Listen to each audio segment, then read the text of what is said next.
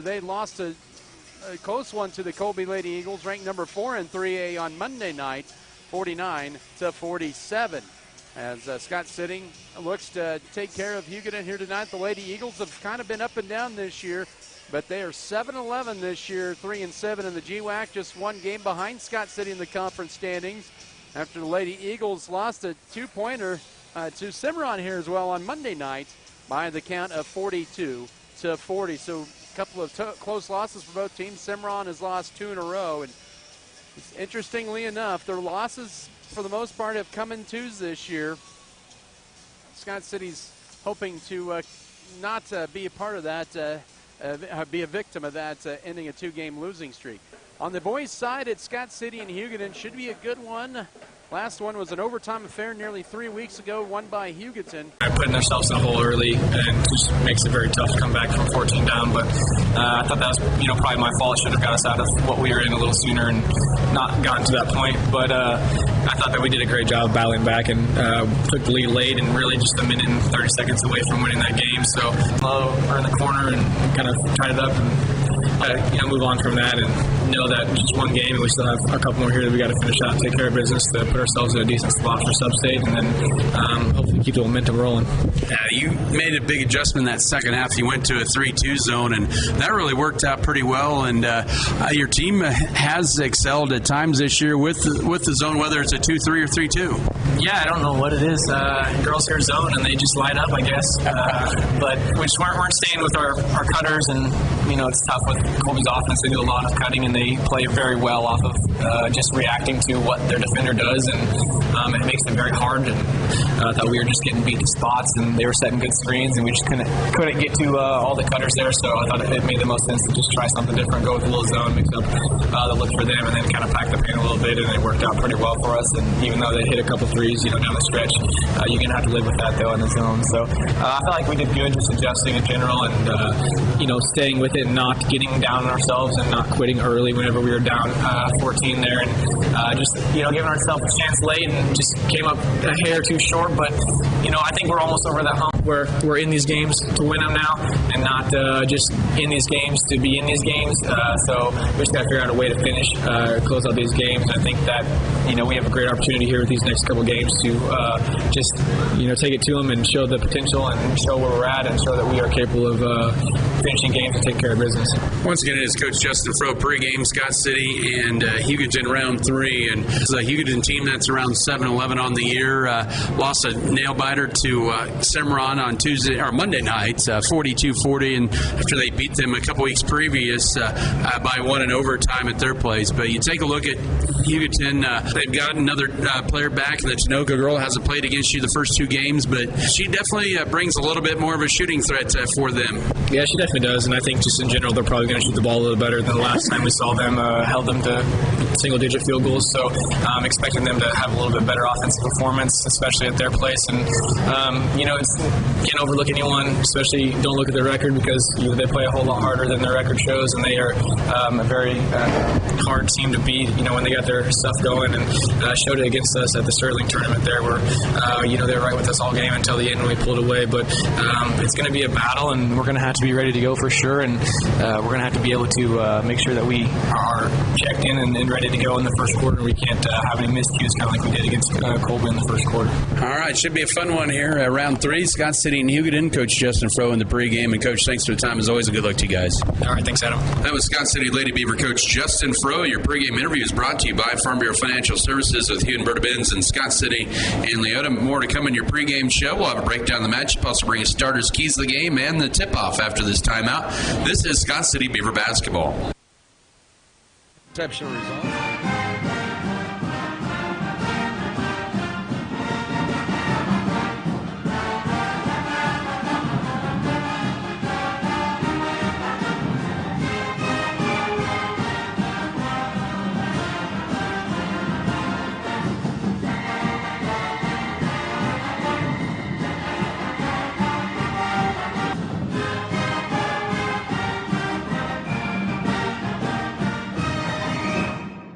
At American Implement, we believe that education and athletics play a crucial role in uplifting communities. Our commitment to supporting farmers aligns closely with the values of teamwork and resilience found in sports.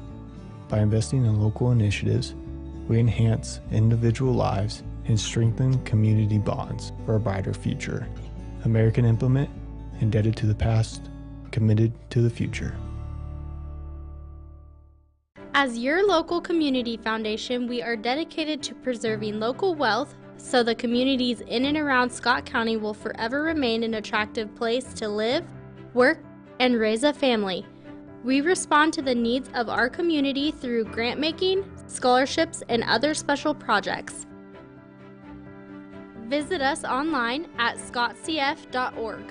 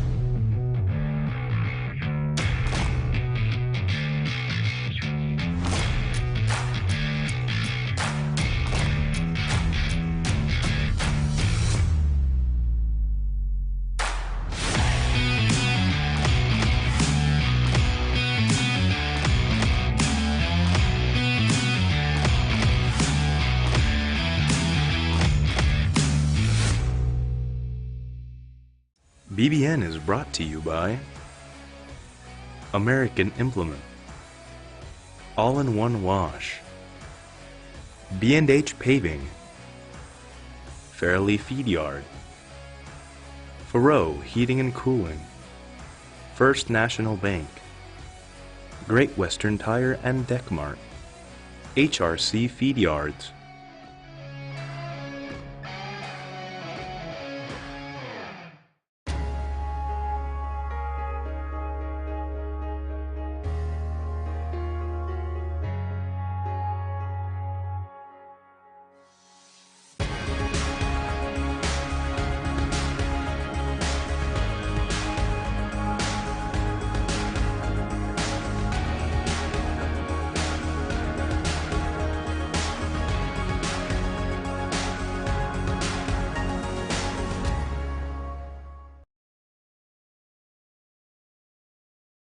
For 6 spots, a half game ahead of Beloit. Beloit will only have 18 games to seed because their game with Sacred Heart on Tuesday got canceled and they could not make that up because Sacred Heart had a game tonight. But they have Minneapolis on Friday. Larned has Haven tonight, Hoisington on Friday. They'll have 19 games. Russell will have 1 game on Friday. They'll have 20 games. And then Lakin, who is also still in the running for a high seed. They have Wichita County tonight and Deerfield on Friday. Those are the 5 teams still. Could be 6-10 for Scott City. So a win tonight would put them in a pretty good spot to get a home first round game next Thursday when the girls will take the courts. Who knows who it'll be, but that's kind of where it sets up right now for the Lady Beavers. As we take a look at tonight's matchup here, Scott City trying to do something they haven't done before, beat Hugoton 3 times in a season.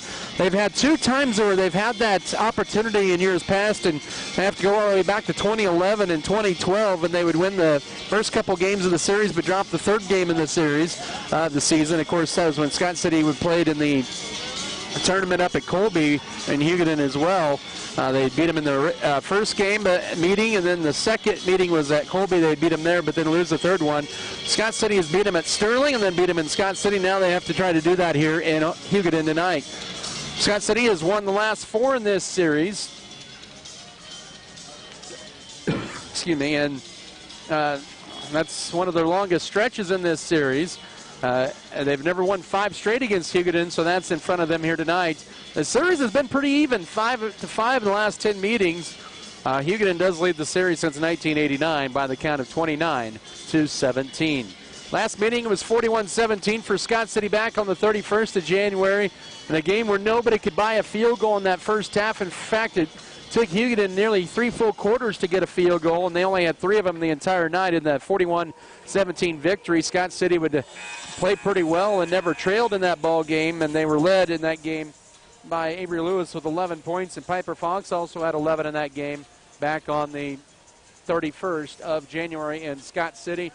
But Hugoton's a little bit of a different team right now. They do have Emily Tinoco back in the lineup. She's going to be starting tonight. They got her back against Ulysses last Tuesday. But this is a team with just 2 seniors. Both their seniors will start, so now they're up to 8 instead of 7 that they had played with in the first 2 meetings against Scott City. As the Lady Beavers look to get to win number 11, that would match their win total from a year ago. And also win number 11 would be the most in a regular season before postseason since 2020, when they won 17 in the regular season. Scott City so far this year led by Avery Lewis with 9.4 points a game. She had their career high 22 points against Colby on Monday nights, and looking to continue that hot track. Scott City would hit quite a few threes in that ball game, but they would also commit 19 turnovers, and their last 2 turnovers were costly when it was still about a 1 to 3 point game then, after they had a 2-point lead with about a minute and a half to go in that one. But Colby ended up winning 49-47, but the Lady Beavers showed good fight and coming back down 14 in that second quarter. On the other side, the Hugoton Lady Eagles picked up a 42-40 nail-biter win here. Or they lost, 42-40 on Monday night to Cimarron. They beat Cimarron earlier in February, about 2 weeks ago, by a 1-point margin in overtime at 42-41. So this is the team that has shown signs of being pretty good. Have struggled at times this year. Their last couple losses, they've gotten off to slow starts. Lost 55-46 against Holcomb last Friday night, and then Monday night losing by 2 to Cimarron. Their last one came 8 or 9 days ago at Ulysses when they beat the Lady Tigers 48-14. And this is a team that also has at least 1 win from last year. They go to Colby tomorrow night, and then right now sitting in that 10, 11, 12 spot possibly for the sub-state seeding.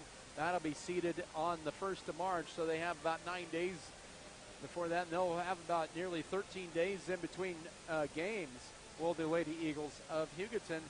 As I mentioned, their leading scorer is Miley Lewis. She is a freshman, doesn't play like a freshman. She averages 10.4 points a game, a team that averages 37 points per contest. Scott City averaging just shy of 49 points a game. We'll see what happens here tonight as the teams are here, have made their way back onto the court here, as we'll have this league contest here between Scott City and Hugoton. And we will get to your starters momentarily, as we will take a break here and come back with your starters, keys of the game, and the opening tip-off. We'll do that after this timeout here. Once again, we're Thursday night basketball here in Hugoton tonight. Scott City Beavers and the Hugoton Eagles. Let's go ahead and pause real quickly for station ID. This is Beaver basketball.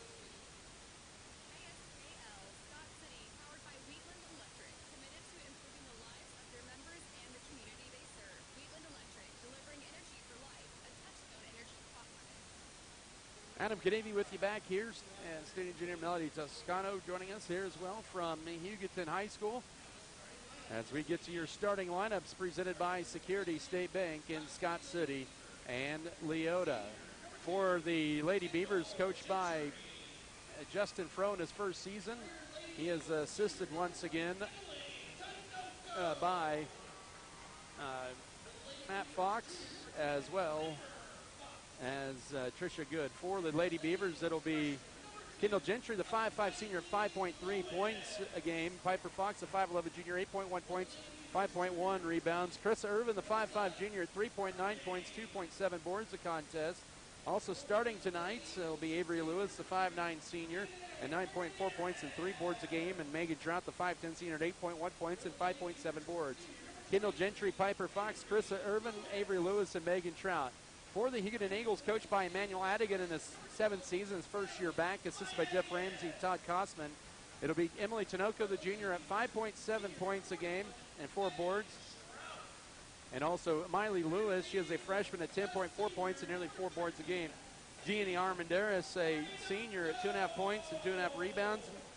Natalie Villegas, a freshman, at 7.3 points and 3.7 boards. And Sadie Arredondo, a senior, at 4.9 points and 4.1 boards a game. Emily Tinoco, Miley Lewis, Gianni Armendariz, Natalie Villegas, and Sadie Arredondo, the starting 5 tonight for the Hugoton Eagles. And we're about set to go. Let's go to your keys to the game, presented by State Farm agent Michael Trout, where you go with the proven winner. Keys tonight here for Scott City. They have to get off to a good start. Scott City hasn't necessarily done that in a couple of the games here recently. They didn't on Tuesday night against Colby, and it ended up maybe costing them in that game, or Monday night, excuse me. But get off to a good start. Second key is pressure the perimeter. That's where Hugoton is at their strength, is pressuring, or is around the perimeter. Those are your keys to the game. Scott City tonight wearing the road navy blue tops with the lighter blue numbers and letters in the white trim. Hugoton will wear their home white uniforms. They have the red numbers and letters and that blue trim, that royal blue trim. Is Hugoton yet to break their huddle here? As we're moments away from tip-off, the Piper Fox against Sadie Arredondo, the third and final time between these two teams this year. Bobby Fossum to toss it in the center. Right on top of the Eagle. Let's see if he gets a good toss, and he will. The tip is going to be tipped and won by Scott City, and we're underway. They'll move from left to right as I see it here in first half. We're kind of up in the corner here. Kendall Gentry into Megan Trout, the right elbow. Now we'll go to her left, kicks the left wing to Avery Lewis. Steps back, 20 to shoot. Up top it goes to Chris Irvin. Tight man-to-man defense early on by Hugoton. Kendall Gentry with it. Now goes to right, guarded by Lewis. Flips it to Miley Lewis. Now Chris Irvin drives the left baseline. Runner is just short in the rebound. Fox, the putback is good, and Scott City up first, 2-0. Good job by Scott City. Fox with the basket, 2-0. We've played 35 seconds. Hugoton's first trip down the court with it. Emily Tinoco now to Maya Lewis looking to drive in, and she might have gotten it with Walker Runners. No, good. And the tip in the hands of Chris Irvin, so a couple of early boards for Scott City. 2-0. Scott City leads it with the basketball. Into Trout, the right block, trying to go underneath around there's a three is good, or 2 feet on the line for Avery Lewis. And she has 2, and 4-0 for Scott City. First minute of this ball game. Here comes Hugoton back with it. Emily Tinoco now up top. Here's Lewis, left side to Villegas. Now back up top. Scott City in the zone defense. Ball fake. Tinoco drives in. Cut off. Now needs help. Ball deflected and picked up, though, by Arredondo. 13 to shoot. She'll throw back up top to Miley Lewis. Now goes left wing. And Vegas a deep 3 on the way. Short. Rebound tipped around, and Piper Fox collects her second board of the first quarter. Good defense by Scott City, up 4, 6:25 to work first quarter. Left side to Avery Lewis. Lewis looking for a cutter. We'll go up top to Piper Fox. Into Trout. Great position. Goes to her right. Gets it blocked that time. Ball deflected. Trout tracks it down. And Scott City with their second offensive board. Kendall Gentry trying to drive in. Now Trout pump fakes through a double team. Puts it up a little wild. And the rebound backside to Miley Lewis for Hugoton as they push it across. Tinoco fires a right wing 3 well short. And that's going to be saved into play that time by Armendariz. And a whistle, a shot, and a foul. 2 free throws coming up. Says Jared Rudy. Number 10, Fox. That'll be on Piper Fox, her first. That's the ball game's first foul with 5:56 to go. Hugoton at the line with Natalie Vegas, the freshman. Averages 7 a game and puts Hugoton on the board.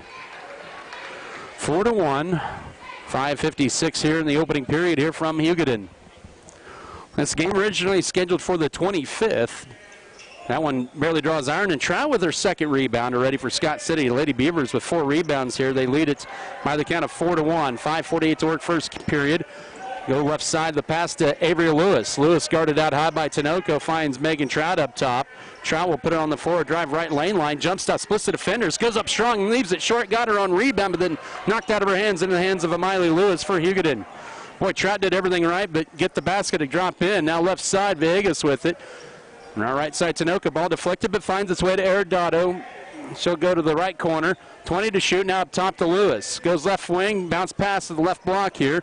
And back up top to go from Armendariz. Working around to Tinoco, right wing. 14 to shoot. Back up top to Lewis. Lewis goes left to Villegas. 10 to shoot. Tight zone defense by Scott City early going. A 2-3 zone. Irvin almost steals it and then picked back up with 3. Left corner with 2 with 1 and throwing up a desperation shot. No, and that's going to be a shot clock violation in the first turnover of the night on the Hugoton Lady Eagles. Good defense that time by Scott City. Almost got a steal out of it, but did not. Lady Beavers are 2 of 6 from the floor in the first quarter. Hugoton 0 of 3, 4-1. We've played 3 minutes of this 8-minute first quarter.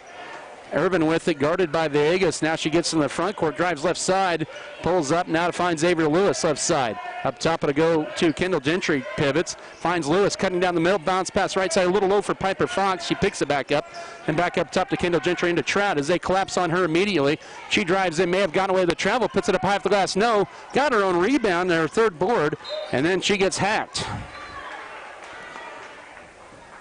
Scott City with 6 rebounds already in this first quarter. They're going to Emily Tinoco with the hacker first. Hugoton's first team fouls. We get substitutions in. It'll be Farrah Gaskell in for Hugoton. Farrah Gaskell in for Scott City. It'll be Mackenzie Metzger, Kaylee Felker in for the first time. Lewis to inbound and will kick it up top to Kendall Gentry. Holds it. Now we'll go left corner here to Mackenzie Metzger's. Hugoton goes to his zone. 4:20 to work. Ball deflected out high, and Scott City's first turnover. Here's a steal. All the way. Oh, trying to go up for layup, missing it, losing it out of bounds will be Natalie Villegas, and Hugoton will turn it right back over. Their second turnover, as maybe the Lady Eagles look like to apply a little pressure in the backcourt. 4-1 Scott City. We've been stuck here for a little while here. We approach the midway mark of the first quarter. Scott City had 2 baskets in the first minute. They have missed since. Trout goes out high to Avery Lewis, launches a 3 right side. Yes. Lewis with her 19th 3. She has 5, but Scott City 7 points at the midway mark of this first period. Scott City 26% from downtown this year.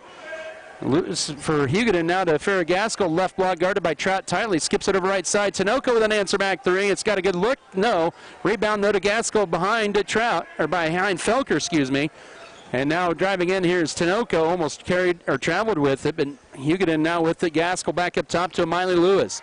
Lewis now left side. It's going to be a 3 launch and 2 strong. Rebound, Trout wrestled away. She already has 4 boards here in this first quarter. As that time, Hugoton goes 2 and out on that. Scott City with a 7-1 lead, 3:20 to work first quarter. With it is Metzger out high, needs help, finds Kaylee Felker. Feeds it to Trout. Underneath the right block. Now she'll pivot.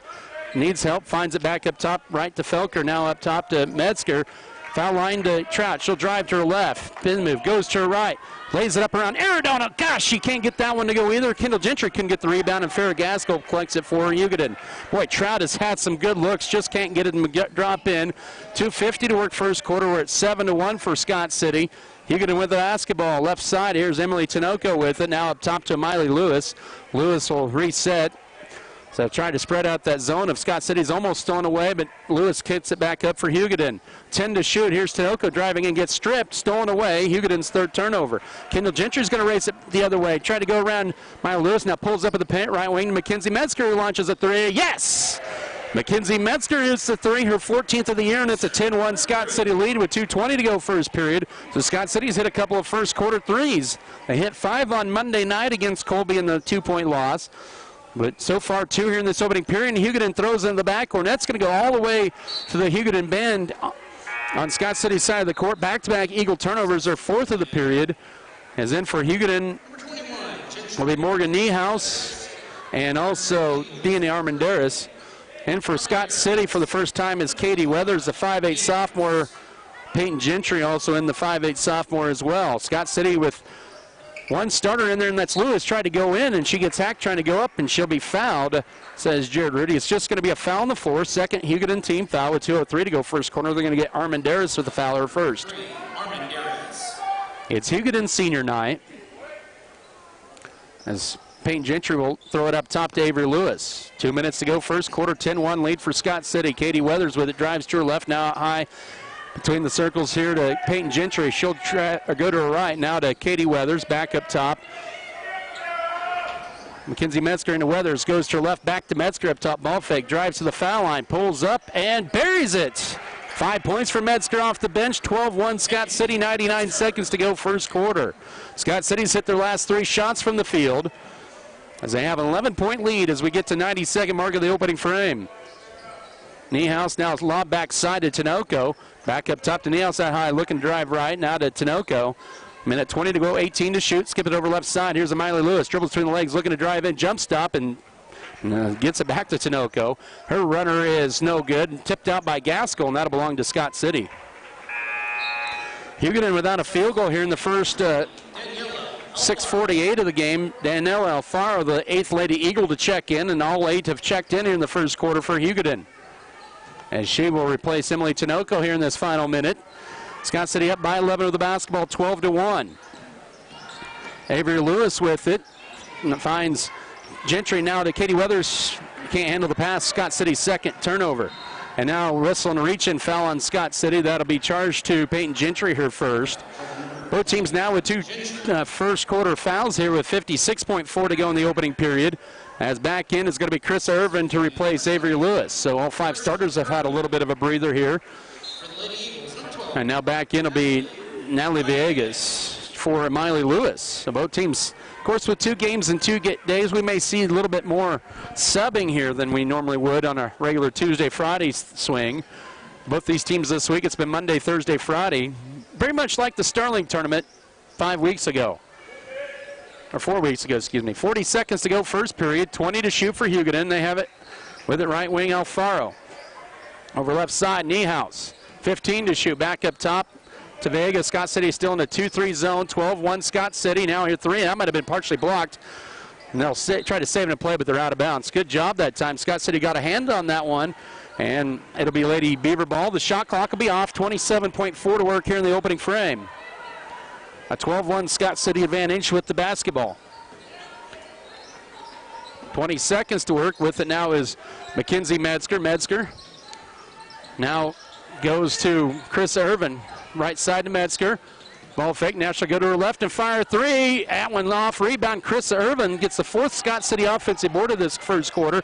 And now to Katie Weathers, who lays it up on the left side. And it makes it 14-1. A 10-0 Scott City run, and that's the end of your first quarter. Scott City with a 10-0 run over the final 4 minutes. They lead the Hugoton Lady Eagles after 1 at 14-1. Back in a minute for the second quarter of play. This is Beaver basketball. The Scott Recreation Commission invites you to come get fit in their fitness center. No matter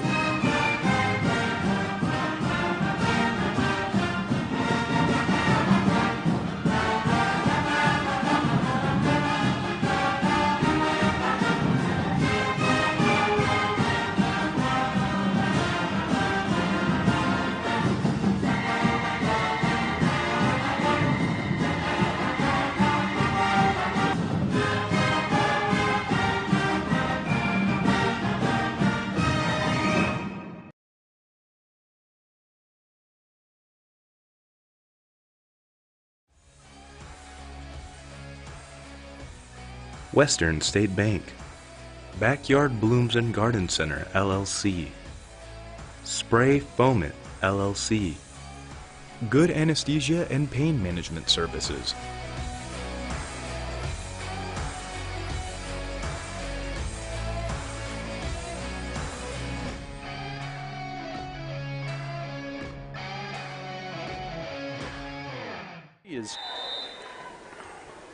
Scott City made 6 field goals in that first quarter.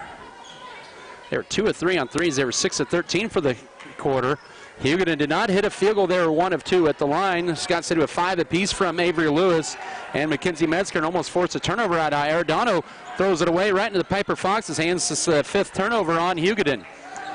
Hugoton, Natalie Villegas with 1 point of the quarter, and now driving in. Tough runner, splitting the defenders through contact as Weathers. She has the last 4 for Scott City. It's now 16-1 with 7.5 to go second quarter, excuse me.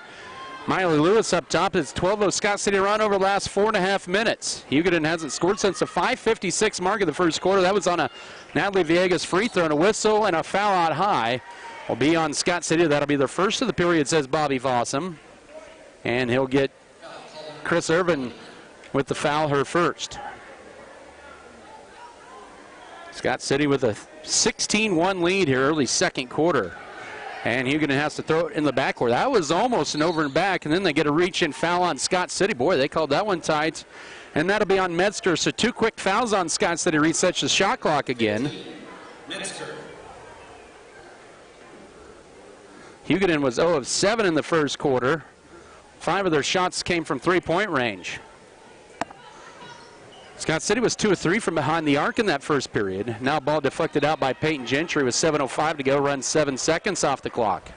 Lady Beavers at 10-8 on the year. Colby and the Scott City region has clinched the #1 seed. That's the only spot that's been spoken for. They're 17-2, have a 2-game lead on Southwestern Heights, who defeated Elkhart on Tuesday nights. They're actually 16-4.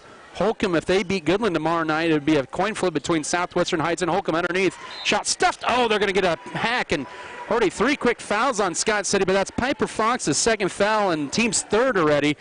Scott City with 3 fouls in the first 70 seconds of the second quarter, and that'll send Sadie Arredondo to the line for 2. Fox has been in a lot of foul trouble over the last 3 games. She's fouled out 2 times in a row. Arredondo misses the free throw. And I don't know what she has said to the officials, if they've had a meeting about her or not, but they've really tagged her with a bunch of fouls over the last 3 games, including tonight.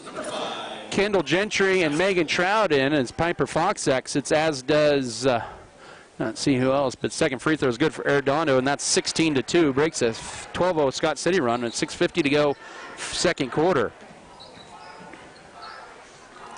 Scott City with the basketball up top. Here's Peyton Gentry, runner. Might have been punched and blocked, but right in the hands of Danella Alfaro with the board. Almost stolen away there, but good runner by Gentry, coming off a career high now to Arredondo. She'll put it up on the left side, and she has the last 3 for Hugoton, and all of a sudden they're back to within 12 with 6:28 to go first half. She has their first field goal. It took 9.5 minutes. Into Megan Trout, loses it, picks it back up, and now she's going to be tied up. Arredondo and Alfaro collapse on Trout at the right elbow. Avery Lewis to return for Peyton Gentry. 16-4 Scott City. Hugoton in the last 3 of the ball game. 6:21 to go second quarter. Lewis to inbound it in. Scott City's never beaten Hugoton 3 times this season. Good position for Megan Trout. Goes up, yes, and one. And finally, persistence pays off for Trout as she finally gets one in, and it's 18-4 and the foul with 6:19 to go first half. Team foul number 1 of the period on Hugoton. That'll be on Sadie Arredondo, her first. Trout's with 2 points. 58% free throw shooter. Scott City's first free throw at tip of the night is bouncing off rebound. Weathers tried to save and play, but she's out of bounds right in front of the official, and it'll belong to Hugoton. But 18-4 Scott City, 6:17 to go second period. As the Lady Eagles back with the ball down 14. Scott City's never trailed in this game, 4-0 before Hugoton's first point. Then Scott City over about a 4.5-minute stretch scored the next 12. Hugoton scored 3 in a row, all by Arredondo, and then the Trout basket just seconds ago. With it out high is Vegas. Now to Miley Lewis. He'll hesitate, drives in, and draws a foul. Whew. Tightly called. And now Irvin with 2 fouls, and that's a final foul to give of the quarter for Scott City. So now 2 players have 2 fouls for Scott City. A little adversity time as Mackenzie Metzger and Kaylee Felker in. Chris Irvin and Katie Weathers exit with 5:57 to go first half. 18-4 as inbound in left corner goes to Villegas. She'll drive in. Might have got bumped. She throws up the shot, can't get it. They'll say last touch by Scott City. Lady Beavers is unable to get the rebound there as Vegas misses that runner in the paint. 31 to shoot. Hugoton to inbound it in. They'll throw it up top. Oh, it is deflected and stolen away. Good teamwork that time. Lead pass a little bit too far for Metzger. She slides into the bleachers there. She's all right. She's got a smile, but good idea, but missed on the execution. Turnover on Scott City, just their third of the half. 18-4, 5:45 to work first half. Lady Beavers have led by as many as 15 in the game. Up top to Miley Lewis, goes left wing to Vegas, now to Farrah Gaskell. She gets the ball knocked out of bounds. It'll belong to Lady Eagles of Hugoton with 26 to shoot. So it's birds of a feather flock week for Scott City with 2 Eagle schools and then the Blue Jays tomorrow night. Inbound right corner goes to Natalie Villegas. Sadie Arredondo over Trot. Half the glass misses badly. The backside board to Kaylee Felker. Scott City's dominated the rebounding margin here in the first half. Now driving in, here's Kendall Gentry. Tough shot, misses too strong. Rebound tipped around, and here's Hugoton on the run with Villegas. That was Gentry's first shot attempt. 5:15 to work second quarter. Now Ferry Gaskell turns down the three, tried to drive in, back up top to Maya Lewis, now to Vegas. Scott City sticking to their 2-3 zone. Lewis now back to Vegas. Under 18 to shoot. 5 minutes to go first half. 18-4 Scott City. Lewis left side to Vegas. 13 to shoot, back up top to Lewis. Goes right side to Alfaro, back up top to Lewis with 8. Looking to penetrate. Scott City now stripped out of there, and we're going to get a tie-up with 3 to shoot. It'll be Hugoton basketball in the possession arrow with 4:49 to go first half. They'll just have 3 seconds to shoot here, as it'll be a Miley Lewis to inbound it in. See if Scott City can hang on for 3 more seconds, and Hugoton will bring in a pair of subs before we have an inbounds play. It'll be Morgan Niehaus and Emily Tinoco, replacing Danella Alfaro and also Natalie Vegas. 3 seconds to shoot, 4:49 to go first half. The inbound into Arredondo, holds it now back to Niehaus. 1 second, they will not get a shot off, and Hugoton's second shot clock violation of the half with 4:46 to go second quarter. 18-4 Lady Beaver advantage. We've been stuck here for a little over 90 seconds. With it here is Mackenzie Metzger now to Kendall Gentry. Metzger and Lewis tied with 5 points apiece to the leading scorers for Scott City. Lewis up top with it, trying to get it in a trial, little bump there. Now we'll go to her left. Goes to her right, trying to split the defenders, and her shot is blocked, and Farrah Gaskell with a board underneath for Hugoton. So track couldn't quite get that one, and now here's Niehaus. Lobs it somehow to Arredondo, who collects it, shot blocked, got her own rebound.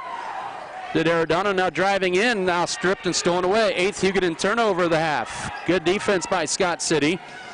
As with it is Scott City's Avery Lewis. We'll throw it out high to Kaylee Felker as we're near the midway mark of this second quarter. 18-4 Scott City.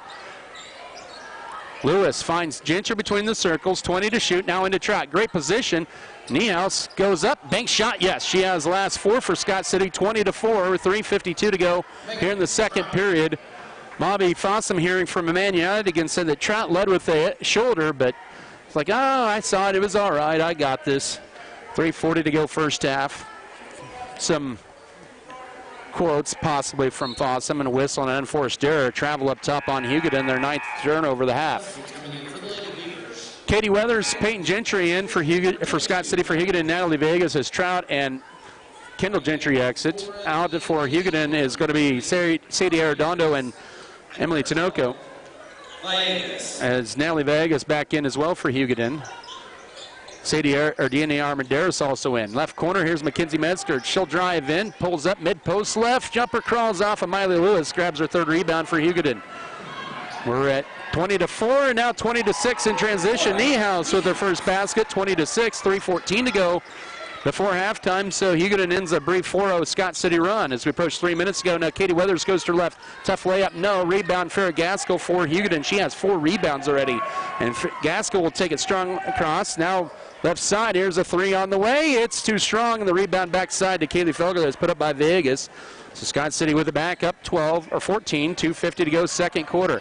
Kaylee Felker needs help out high, finds Katie Weathers. Passes to the left to Peyton Gentry, back up top to Felker. Good job of going to the basketball. Now Avery Lewis into Weathers, goes to her left. Splits the defenders, can't get the runner to go through contact. Boy, they called nothing on Hugoton. They called touchy fouls on Scott City, and Hugoton back the other way. And now a 3 on the way for Gaskell, short. Rebound, Katie Weathers with her first board. And a whistle and a good timeout for Coach Justin Froh. It's a full. We'll take it as well. 2:25 to go first half. It's 20-6 for Scott City. We'll come back in 1 minute. This is Beaver basketball. For exceptional service in real estate, put Stephanie Shapland at Shapland Real Estate to work for you. Property homework is what we do best at Shapland Real Estate. We put forth every effort to get results that move you. Our expertise in buying and selling residential, commercial, and agriculture property is built on the tradition of trust and thoroughness that you deserve. Shapland Real Estate takes pride in our community and in cheering on our students in all that they do. Give Shapland Real Estate a call or visit our website today. At Redburn Enterprises, we're bringing you BW Fusion products to help your crops stress less and yield more. Discover the benefits of Amino, Relax RX, Full Sun, and BioBoost, each designed to enhance plant health and maximize yield. Proudly supporting Scott County Athletics, Redburn Enterprises is your partner for a more resilient and productive future. Choose BW Fusion from Redburn Enterprises today.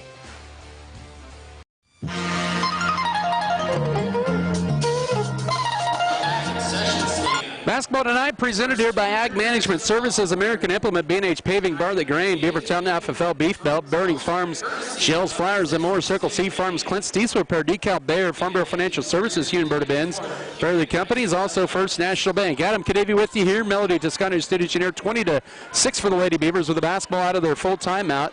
So we approach 2:15 to go first half. Underneath, here's Kaylee Felker driving underneath the basket. Her reverse layup is good. Nice move by Felker. First points, 22-6. So we get to the 2-minute mark of the first half.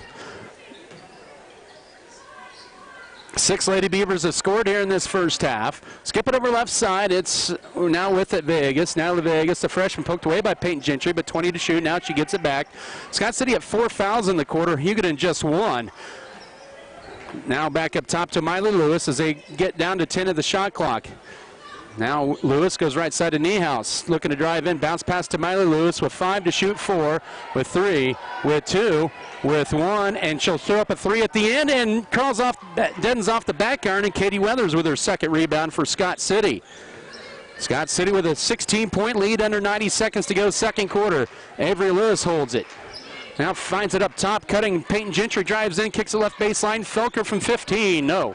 Rebound, Peyton Gentry wrestles it away, and Scott City with another opportunity.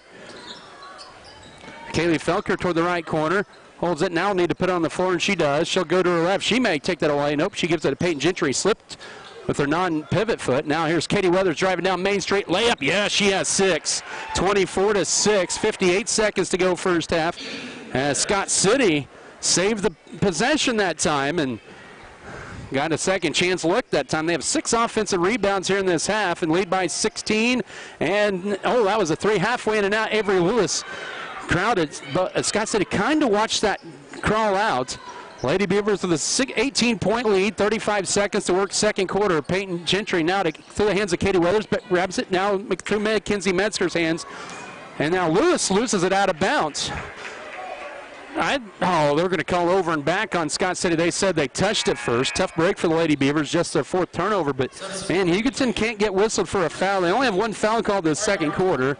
That's just part of the game here with 27.9. So Hugoton with an opportunity to go for the final shot this half if they so desire. Emily Tinoco returns to the lineup.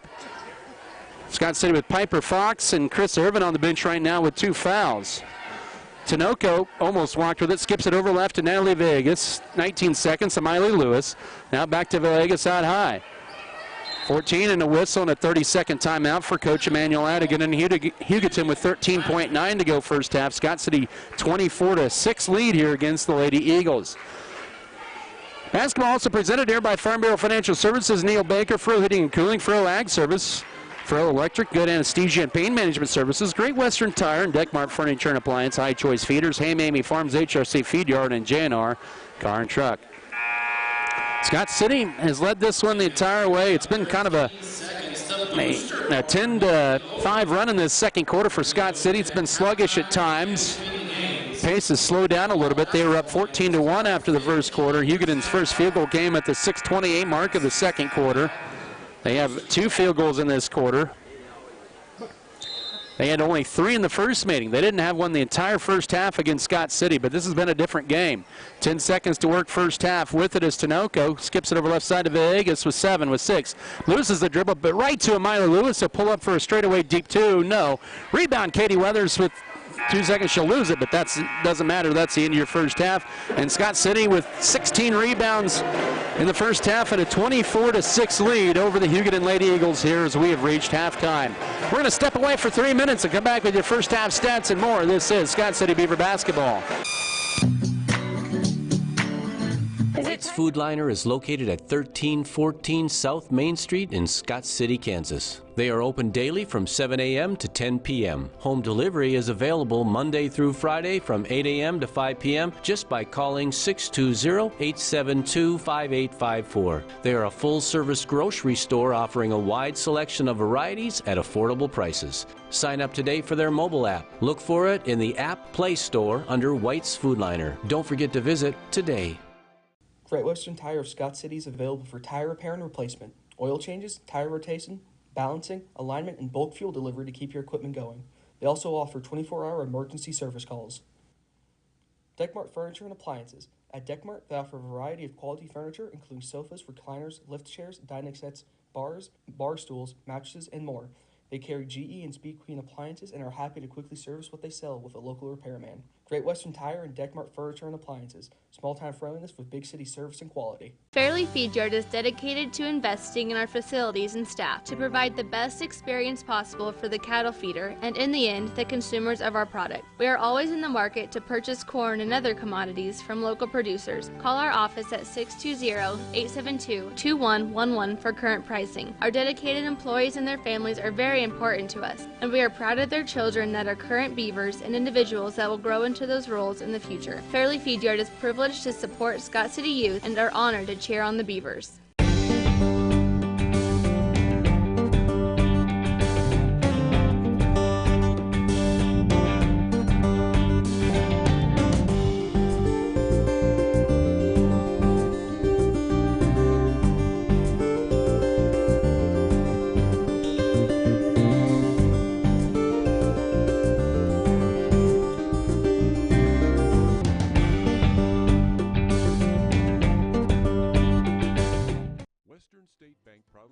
Scott Community High School students and athletes as they prepare for another great year of achievements. Just as our students prepare for another successful year, we encourage you to be prepared for whatever life may bring you. Stop in and talk with a knowledgeable staff at Western State Bank, whether it be a new home loan, financing for your business, or any one of our checking and savings account options. We're here to help you. Make sure to check out all of our internet banking options provided at WSBKS.com. Western State Bank, member FDIC. And as always, go Beavers! There's nothing more spacious than Western Kansas, and nobody closer than our communities. We are determined to keep our communities connected to schools, kids to teachers and parents. We believe a connected world is a better place. We're more than what we do for our hometowns. It's what we do with our hometowns. S&T is proud to be your family, your friends, your neighbor.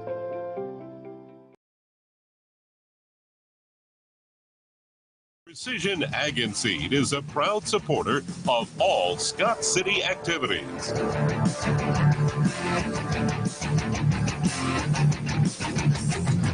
24-6 is your halftime score here for the Lady Beavers over the Hugoton Lady Eagles here at the break.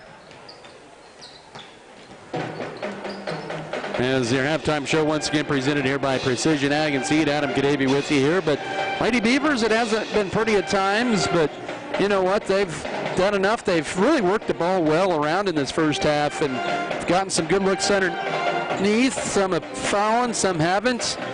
But they did not attempt a three-pointer in that second quarter after going just 2 of 3 in that first period. But they have the 18-point lead here at the break. First half scoring looks like this. Pretty balanced attack. 6 Lady Beavers have scored in the first half. Katie Weathers with 6. Mackenzie Metzger and Avery Lewis had 5 apiece. All those coming in the first quarter. Megan Trout had 4 in the first quarter. And then Piper Fox and Kaylee Felker each with a 2-point basket here in the opening half. The Lady Beavers with 4 turnovers. They had 3 steals. They had 16 rebounds, 10 on the defensive glass. For Hugoton in the first half, 3 for Sadie Arredondo, 2 for Morgan Niehaus, and 1 for Natalie Villegas. They had 9 first half turnovers, 2 steals. They had 9 defensive rebounds, 4 offensive boards for a total of 13 first half rebounds. So Scott City with the lead at the break, 24-6, a little foul trouble, but still all right, in a pretty good spot, up by 18 here at the break. We'll take another 3-minute break and come back with the rest of your first half stats. This is Scott City Beaver basketball. You know how they say the most important thing in real estate is location. At Axis Seed Red Barn, we're committed to dialing in the data for your farming success. Our corn hybrids offer exceptional drought tolerance and impressive ear flex, ensuring a profitable harvest. Proudly local, yet backed by a national brand, we deliver top-tier seeds with a personal touch. And as always, we're here to support our community, cheering on the Beavers. Axis Seed, where data meets dedication. Adding value to our community has been our priority since day one. That's why the Scott Co-op is here with 8 elevator locations, 2 service stations, 5 card trolls, bulk fuel and oil delivery, as well as a full-service agronomy department, including agronomy services, seed, chemical, fertilizer, and custom application. Visit us online at scottcoop.com or download our app for more information. Scott Co-op is a proud supporter of our local communities. Furrow Heating and Cooling of Scott City is a proud sponsor of Beaver activities. Brent and Angie take pride in helping our activities and support our students 100%. They can also help you with any heating and cooling needs that you have. Give Furrow Heating and Cooling a call at 620-872-3508 and see if they can help you with your needs today. BBN is brought to you by Shapland Real Estate, State Farm, Norder Supply Incorporated, Ag Management Services, Vogelmore Family Farms, White's Food Liner, Scott Community Foundation.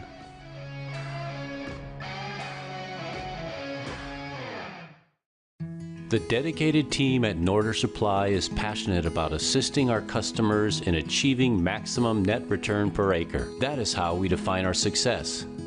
Through unparalleled agronomic advice and best-in-class customer service, you can depend on us to do what is best for your operation.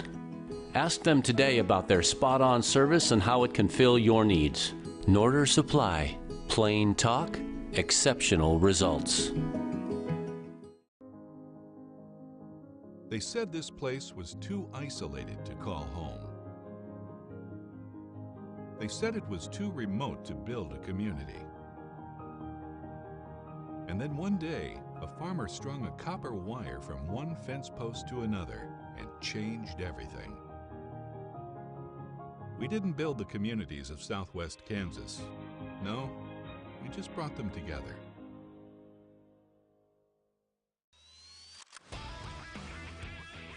At Red Barn Enterprises, we bring you the best products in agriculture through the Max Yield system, placing the right products on every field of your farm. Use Axis Seed, BW Fusion, Meristem Crop Performance, and Pivot Bio to enhance your crop's resilience and productivity today. Trust Red Barn Enterprises for all your crop needs, and join us in cheering on the Beavers. 12 of 23 in the first half. Man, my math sometimes isn't right. 52%. Luckily, I don't get graded on this because I get an F on that. But 12 of 23 for Scott City shooting in the first half at 52%.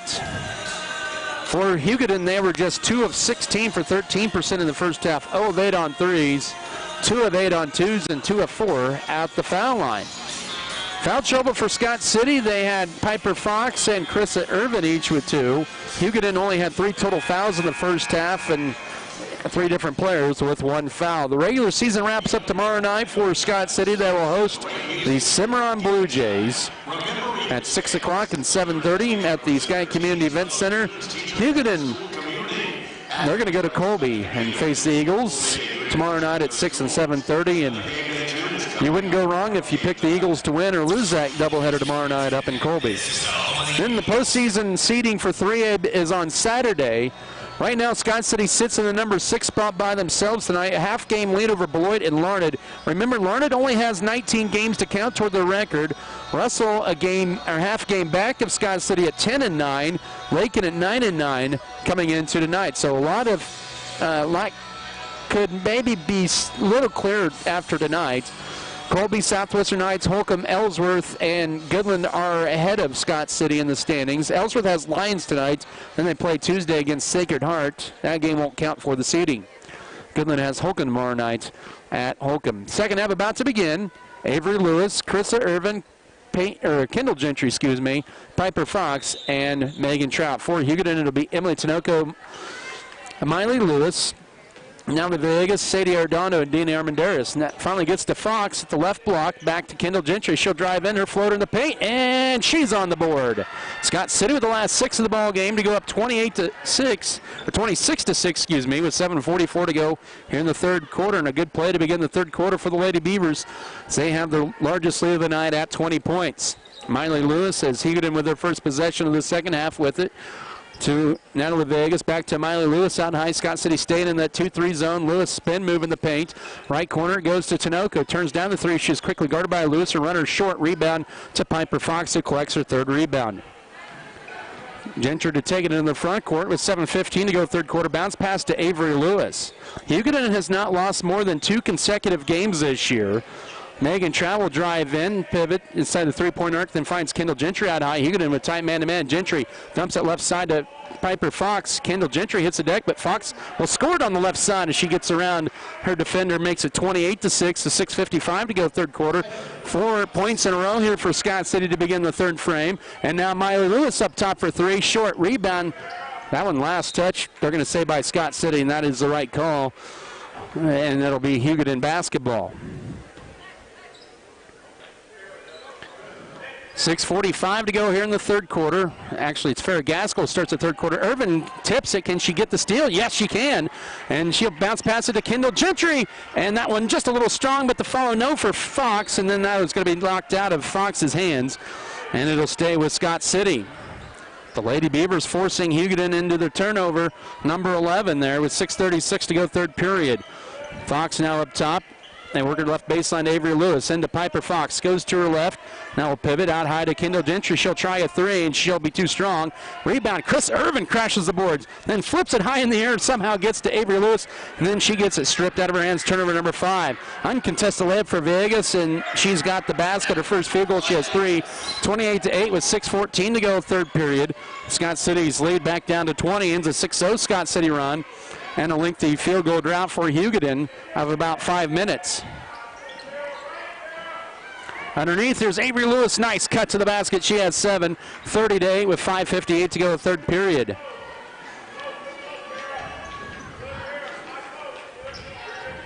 Scott City back up by 22 with the basketball is Hugoton. Now with it, Natalie Vegas drives to her left. Scott City still in the 2 zone, and she'll drive in, miss it. Avery Lewis will find her way to the board. She picks up her 3rd rebound of the night. Lady Beavers up by 22. Kendall Gentry, bullet pass to Trout, the foul line. Wants to go to her left. Pivots, goes to her right now. She'll go up strong and a tough layup. No, can't get her own rebound, and she finds Avery Lewis out high with it. So Trout with 5 boards, and now she has it back. And Avery Lewis will lay it up, and he'll sneak in for her 9th point, 32 to 8. 5:17 to go third quarter, and Scott City now up by 24 early third quarter. Here's Emily Tinoco driving in, now right corner. It's Vegas trying to drive the right baseline. She's cut off, back up top to Miley Lewis. She'll penetrate, floater over Trout. Her first points of the night. 32 to 10 here with 5 minutes exactly to go third quarter.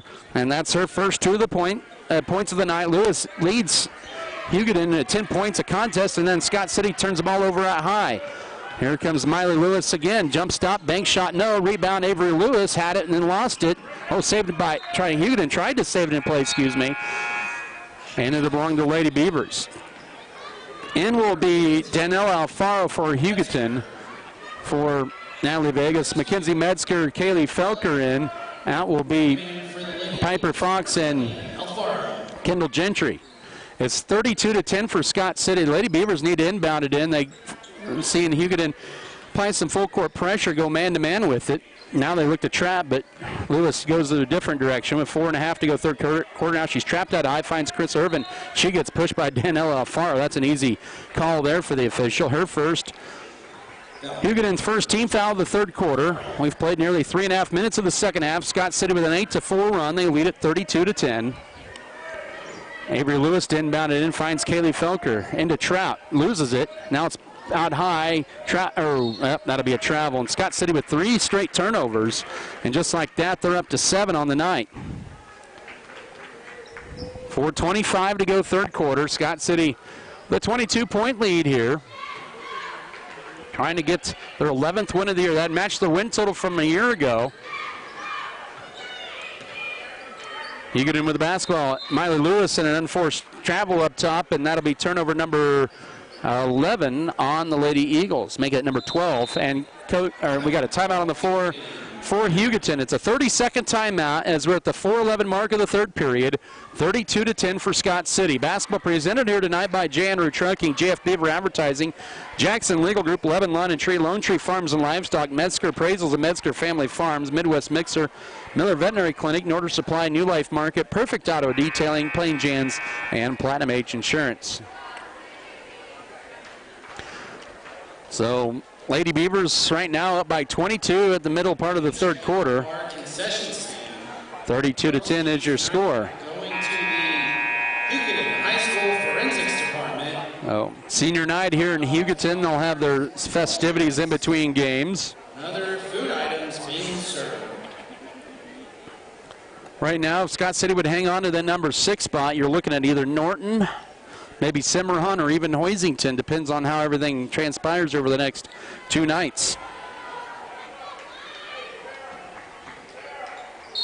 Back to action here as we're at the 4-minute mark of this third quarter. It's Peyton Gentry who's back in the game, kicks the left side. Now here's Kendall Gentry who's also returned the lineup. She'll drive in, her shot swatted out there. Boy, that's a late call, and a charge is going to be called on Kendall Gentry. That'll be her first. That'll be Scott City's first team foul of the third quarter. That was a late whistle that time on the call after Hugoton had the clear out. Boy, I'd rather just take the block shot and rebound instead of the foul. 3:50 to go, third quarter. Left corner goes to Alfaro. Now work it up top to Miley Lewis near half court. Lewis will swing it over right side to Fair Gaskell. Back it goes to Miley Lewis. 15 to shoot. Hugoton resets. Trying to get a screen. Now we'll go left side to Tinoco. Tinoco with it. 10 to shoot. Skips it over right side to Gaskell. Oh, she almost walked with it. Kendall Gentry almost stole it. Now driving into Lewis. Dumps it into Alfaro. Pivots to the left block. Puts up the tough shot. No, and the rebound to Katie Weathers, who had great defense underneath. Grabs her 4th board of the night. 3:20 to go, third quarter, 32-10 Scott City. An 8-4 run in this third for the Lady Beavers. Kaylee Felker in left corner to Peyton Gentry. 7 Lady Beavers have scored tonight. Peyton Gentry will have an opportunity to be the 8th one to score. She gets fouled on the shot, and she'll have 2 free throws with 3:11 to go, third quarter. That's on Morgan Niehaus, her first. Hugoton's second team foul of the quarter. Gentry at the line, she's 59%. Scott City just their second trip to the line tonight, where they're 0 for 1. In the ball game. First free throw on the way, too strong. And then will be Sadie Arredondo to replace Morgan Niehaus. 3:11 to go third quarter. Scott City hasn't scored in a little over 2 minutes. They've led by 24. Now that's at 23 as Gentry hits 1 out of 2. With 3:11 to go third quarter, it's 33-10. Gentry, her first point of the night. She's coming off a career high 8 on Monday night against Colby. As we hit the 3-minute mark of this third period. 23-point Scott City lead at 33-10. Now Gaskell looks to drive to the right elbow up top to Miley Lewis. Lobs at the foul line to Alfaro. Goes right corner, and a fair Gaskell 3 is in and out. Rebound Arredondo puts it on the floor once, gets tough going up, and then rebound Peyton Gentry, and she gets tied up, and it'll be Hugoton basketball on the possession arrow.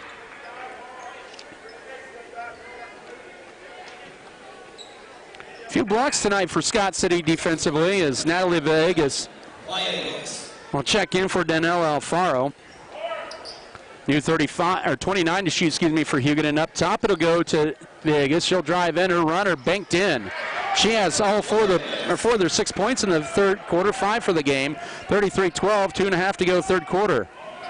Now with it is Mackenzie Metzger. Uses up a couple dribbles, pivots, needs help, finds it out high to Peyton Gentry. Then back it goes to Metzger. 20 to shoot, plenty of time on the clock. And Metzger will put on the floor. She goes to her left. Up top, here's Kendall Gentry. Hugoton now in a 2-3 zone, looks like. Nope, they switch it off to man, excuse me. 12 to shoot. Metzger with it up top. Pivots, goes to her right. Oh, she might have gotten away with the walk. Driving in is Kendall Gentry now to Katie Weathers. Oh, she loses the dribble. Kind of loose dribble once again. Cost her that time and a turnover with 2 minutes to go third quarter. Hugoton has scored 4 of the last 5 points of this ball game, and driving in is Gaskell. She gets it and 1. 33-14 with 1:57 to go third quarter. Team foul number 2 on Scott City in the quarter. That'll be on Katie Weathers, her first. As in will be Piper Fox for Katie Weathers. Also 3 more in. The starting 5, Kendall Gentry is exiting.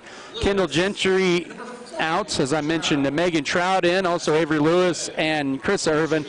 As Kaylee Felker and also Mackenzie Metzger exits. Farrah Gaskell, her first points of the night, averages just under 3 a game. Hugoton 2 of 4 at the line, make it 3 of 5. And they have 5 in a row, their longest run of the night, 33-15. Scott City's led by 24. It's now trimmed to 18 here with 1:55 to go, third period. And now a full court pressure and a foul out high on Farrah Gaskell. That'll be her first, team's third of the quarter with 1:51 to go. So just like that, Hugoton has matched their foul total from the entire first half here in the third quarter.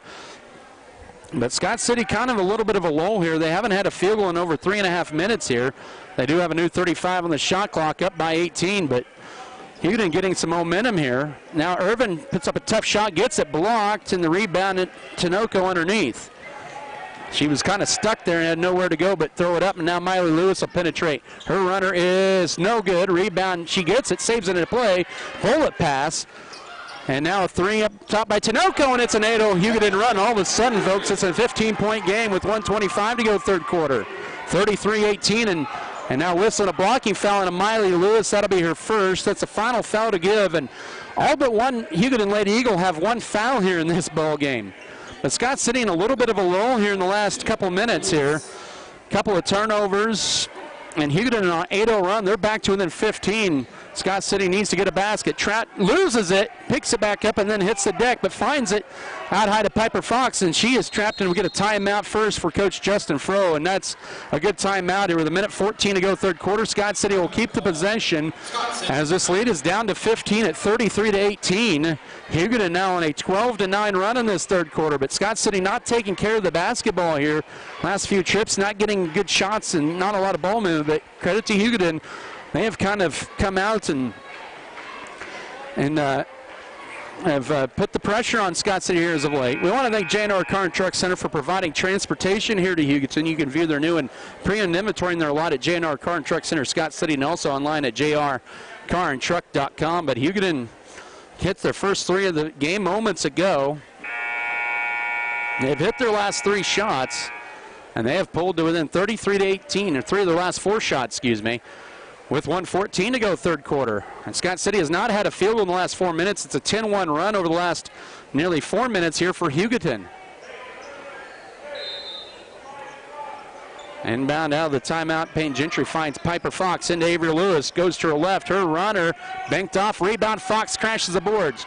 Pivots. Goes to her right. Can't get it, but Avery Lewis with another opportunity. She gets a strip trying to go up, and here's Hugoton the other way. Lead pass down the floor to Farrah Gaskell. Stuffed by Megan Trout. Catches up and knocks it out of bounds. Good hustle that time by Trout. As Scott City hustled down there and blocked the Gaskell shot, 31 to shoot, lob up top. But Hugoton with the ball, under a minute to go, third quarter, down 15 to Scott City. Miley Lewis with the dribble out high, guarded tightly by Peyton Gentry. Now to Emily Tinoco, bounce pass up, and the foul line, here's Gaskell over Trout. She gets it in and one. My goodness, all of a sudden everything falling for Hugoton, and it's 33-20 with 38.3 to go third quarter. Megan Trout with the foul, her first, and Gaskell with 5 in this quarter, and all of a sudden this 24-point lead is down to 4-point lead down to 13.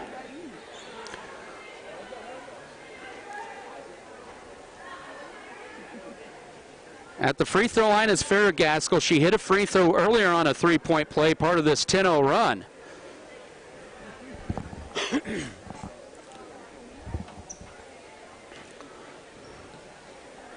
Free throw on the way, it'll rattle in, and all of a sudden it's an 11-0 run. Danielle Alfaro with 41 seconds to go third quarter. It's now 33-21 for Scott City. Trout with it, finds Avery Lewis. Scott City just needs to settle down here. Now Lewis almost loses her footing up top. It'll go to Chris Irvin with 28 seconds to go third quarter. Bounce pass here as Trout forces away underneath the basket, lobs the left corner to Avery Lewis. Back to Trout, the left block. Goes to her right. 13 to shoot up top to Avery Lewis. Hugoton has turned it up on defense, and the turnover is thrown away. Here is layup on the way, and it's now a 10-point game, 33-23. 7 seconds to go third quarter, and Hugoton with the last 13 points of the ball game. 2 seconds, 1 second. Scott City will not get a shot off, and that's the end of your third quarter. Hugoton goes the final 2:38 on a 13-0 run, and it is a 10-point game at 33-23. Come back in a minute. This is Beaver basketball. Miller Veterinary Clinic in Scott City loves to take care of your larger.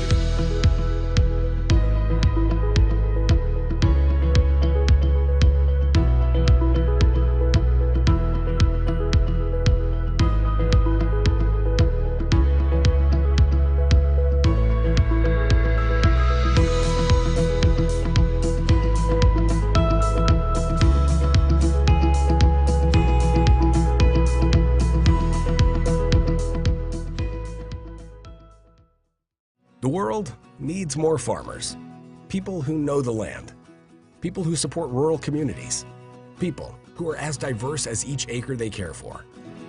But unless you've been born and raised on a family farm, it's nearly impossible to become a farmer. That's why we are building a team of people from our hometown and across the world to do what they love. We are not just a family farm, we are a multi-family farm. We are Volgamore Family Farms. If you are in the market for a new or used vehicle, check out J&R Car and Truck Center of Scott City. J&R Car and Truck has a fully trained service and parts staff for repairs on most makes and models of vehicles. Locally owned and operated, J&R Car and Truck Center provides new and used vehicles. Stop on in and check out jrcarandtruck.com for your next vehicle. J&R Car and Truck Center, your Chevrolet and GMC dealership in Scott City.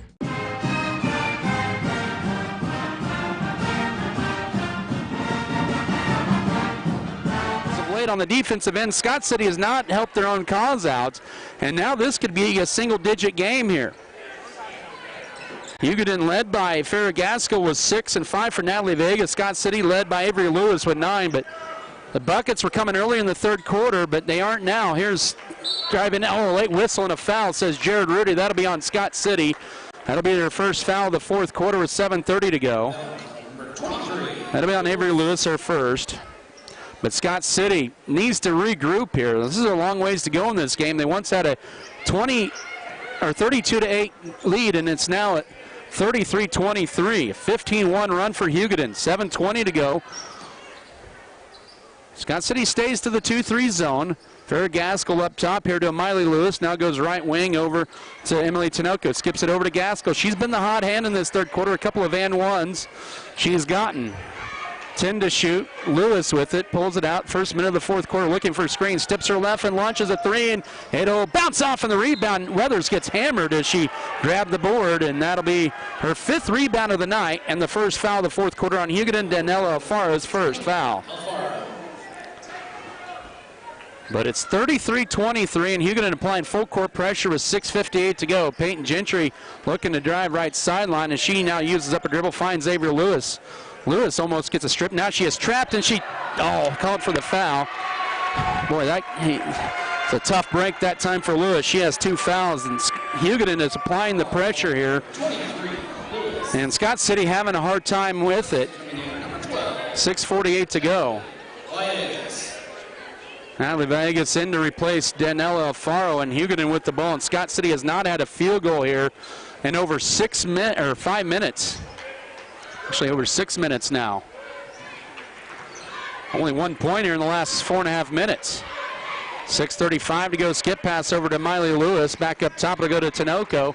33-23. Scott City's lead is at 10. And good defense by Weathers. Almost forces turn. Oh, boy, that has a tough angle for the officials to see that. It was right below me here. They weren't going to get the break. Scott City wasn't in front of the Hugoton bench there. And it looked like it was Hugoton that touched the ball less, but good defense nonetheless by Katie Weathers. 16 to shoot for Hugoton. Vegas with it. Uses upper dribble, needs help. Trapped out. Oh, that almost was a double dribble. 10 to shoot with it here is Miley Lewis. 7 seconds.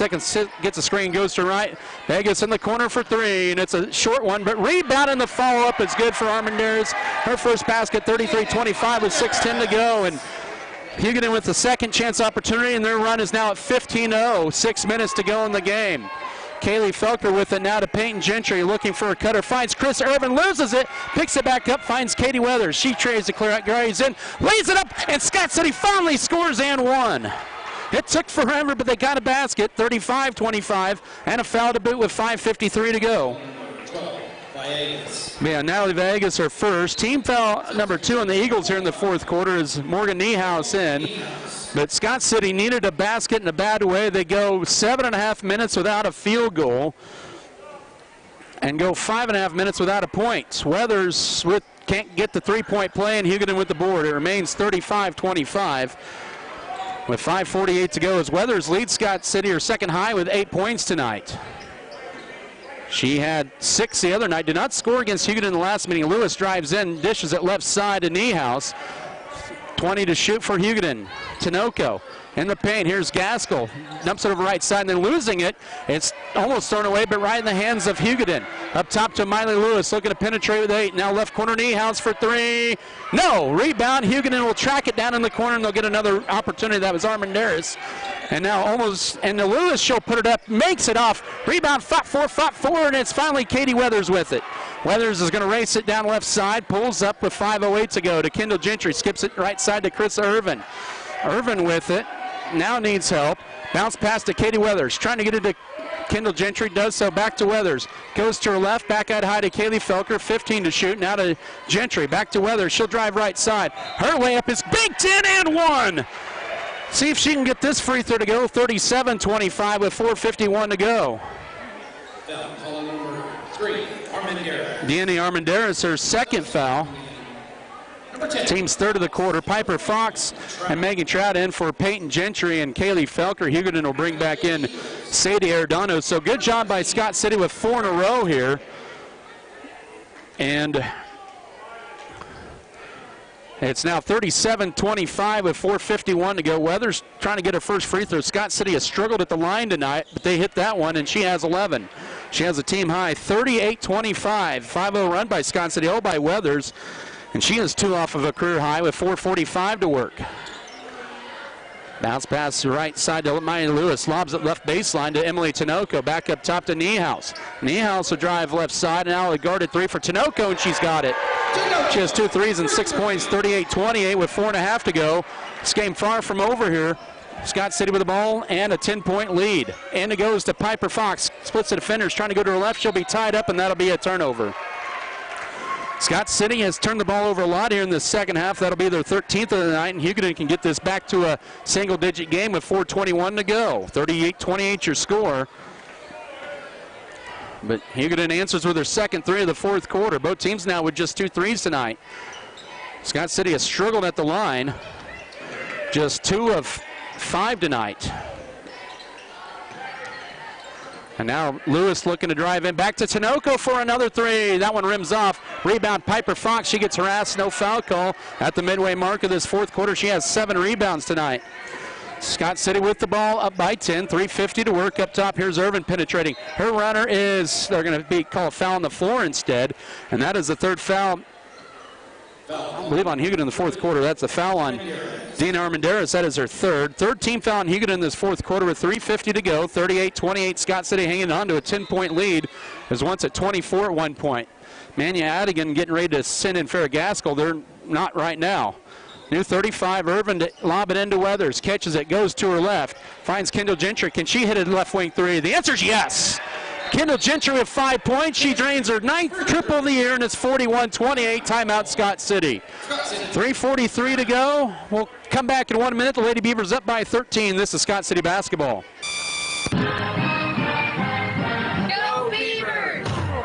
Richards Financial Services at You are in the market for a new or used vehicle? Check out J&R Car and Truck Center of Scott City. J&R Car and Truck has a fully trained service and parts staff for repairs on most makes and models of vehicles.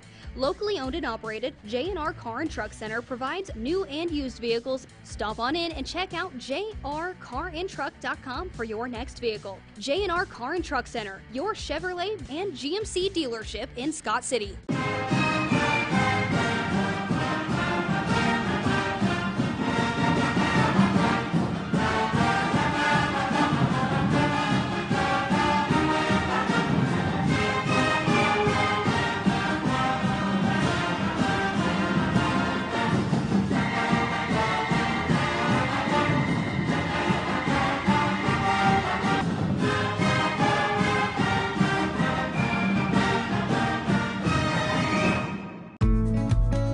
go with the Eagles had it down to an 8-point game to begin the fourth quarter. Right now it's at 13.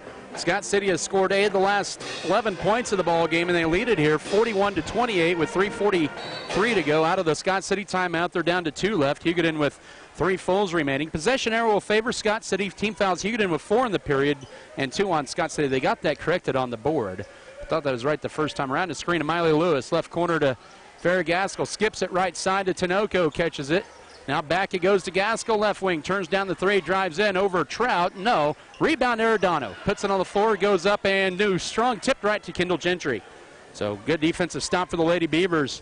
Up by 13 with 3:15 to go. They just need to settle down, be patient. Hugoton is going to trap out high, and they say she went over and back, and 14th Scott City turnover. Hugoton is going to come at you at waves here in this stretch as Avery Lewis checks in. Got her probably her final breather of the night. Piper Fox will exit. So it's Katie Weathers, Megan Trout, Avery Lewis, Krista Irvin, and Kendall Gentry right now the 5 for on the floor for Scott City as we approach the 3-minute mark of this fourth quarter. Lady Beavers up by 13, 41-28. They led 32-8 early third quarter, but Hugoton went on a 15-0 run in the ball game and pulled closer. Tinoco left corner 3, good. She has 2 threes in the fourth quarter, 9. She has all 3 of Hugoton's threes. 41-31 with 2:50 to go. And now Scott City gets in the front court. Kendall Gentry with it. Bounce pass to Avery Lewis. She'll try and answer back 3. No. Rebound. Kendall Gentry drives in, puts it up, blocked, and a foul. 2:38 remaining. Deanna Armendariz with her 4th foul with 2:38 left. Team foul number 5 on Hugoton. Gentry first trip to the line, and she knocks that one down to make it 42-31 with 2:38 to go. Scott City up by 11. And in and out, tipped around. Weathers tried to get it. Tie up, that's going to be Scott City's ball. Good job by Katie Weathers tying it up underneath. And the Lady Beavers will maintain possession as that runs 2 valuable seconds off the fourth quarter clock. It's an 11-point game, 42-31. Inbound left corner to Kendall Gentry. She'll drive in her runner. Yes, she's got the last 3. She now has, let's see, 8 in the game, and it's 44-31. 2:24 to go. 3, 4, 6, 8 for Kendall Gentry, all in the second half. And now Steele underneath. Hugoton with the turnover. Scott City settling it down a bit here, and they'll pick up Scott City in the half court as we get to the 2-minute mark of this fourth quarter. Avery Lewis, left corner to Katie Weathers. Scott City, be patient, run some time off. Run it late in the shot clock, but Miley Lewis just steals it right out of Kendall Gentry's hands and lays it up. She has 6, and it's 44-33 with 1:55 to go. I guess can't be too patient yet, but you got to take good care of the basketball. Kendall Gentry with it into Katie Weathers. Bumped, but now Avery Lewis with it. 1:45 to work at 44-33 score.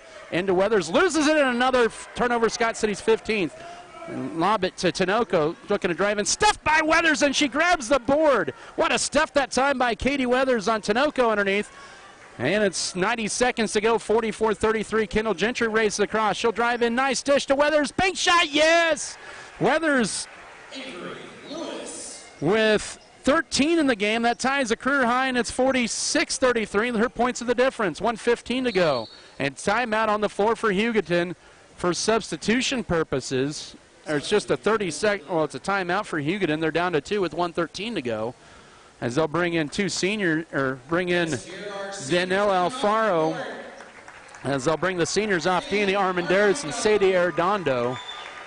Gesture there by Coach Manuel Adigan.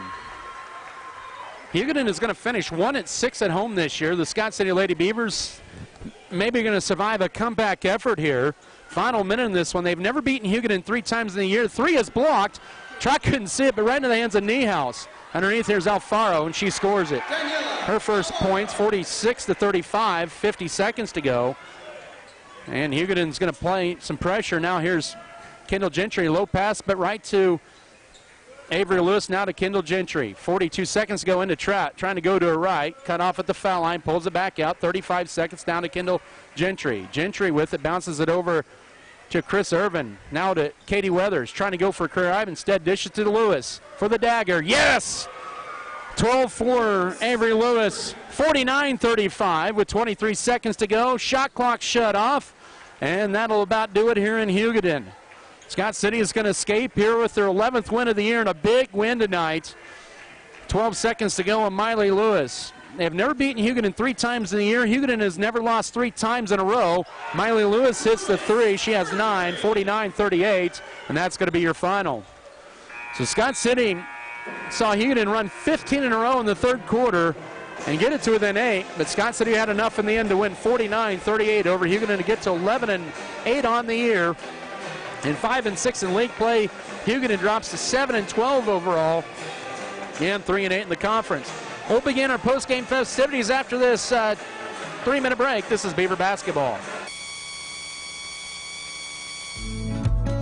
Go with the proven winner. I'm Michael Trout from State Farm in Scott City. When it comes to auto insurance, we score big with our policyholders. We score on competitive rates, on customer service, and on satisfaction and speedy claim handling. Let us quote your autos today and make you a part of the Trout State Farm team. Call or stop by Michael Trout State Farm and you can be assured of our personal best. Go with the winner, Michael Trout State Farm, Scott City.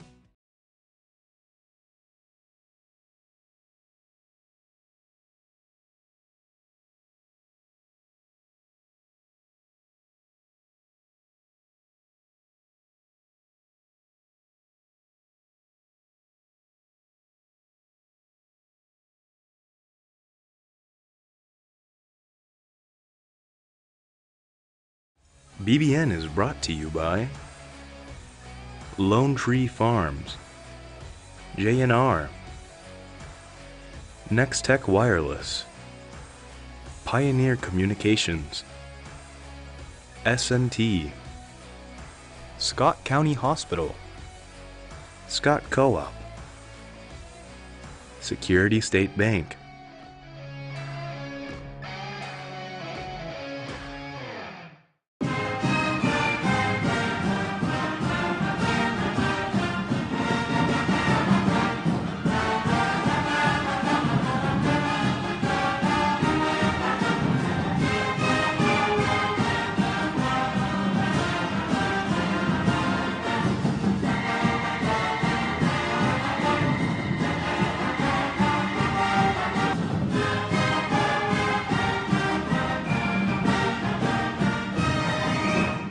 Scott City Eye Center has been a leading provider of optometry services and vision care products in the Scott City community since 1999. Our experienced eye doctors offer comprehensive vision examinations that our Scott City Optometry Office specializes in the diagnosis and treatment of a wide array of eye diseases, conditions, and problems. We use advanced diagnostic technology, and we are committed to improving the quality of life. Give yourself the gift of clear vision by scheduling an appointment with Dr. Joshua Gooden, OD, today. We believe investing in our community is how we make a lasting impact. It's about more than just providing wireless services. We believe in rolling up our sleeves and working side by side with local organizations. Whether you're sharing cherished moments, staying updated on trends, or exploring your surroundings, we're there to keep you connected. Next Tech Wireless. We are Kansas.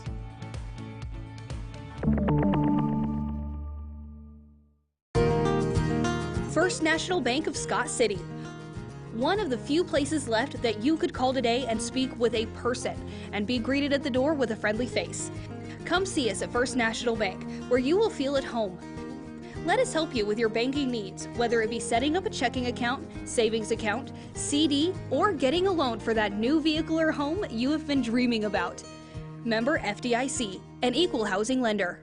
City solidifies a first-round home playoff game in the sub-states. They get to 11-8 on the year, even 11-9, or they clinched a home playoff or sub-state game first round, and that'll be the first time since 2020. But they get a big victory here on the road tonight. It sometimes isn't easy on the road, but the Lady Beavers find a way to win in the end, and they win it here tonight by the count of 49-38. It looked pretty easy going early on for Scott City as we continue our post-game show presented by Scott City Ace Hardware. Scott City led it wire to wire here, but they build up a lead at the break. of 24-6. They would go on an 8-2 run over the first 2:45 of the third quarter and lead it 32-8. And then Hugoton decided to get going. They would go on a 17-1 run over a 7-minute stretch and pull to within 33-25 with 6:10 to go in the fourth quarter. And you're thinking, oh boy, here we go. Scott City had a 24-point lead early in the third quarter, a 5:17 to go at 32-8. And then it was 33-25 all of a sudden. And that 17-1 run by Hugoton.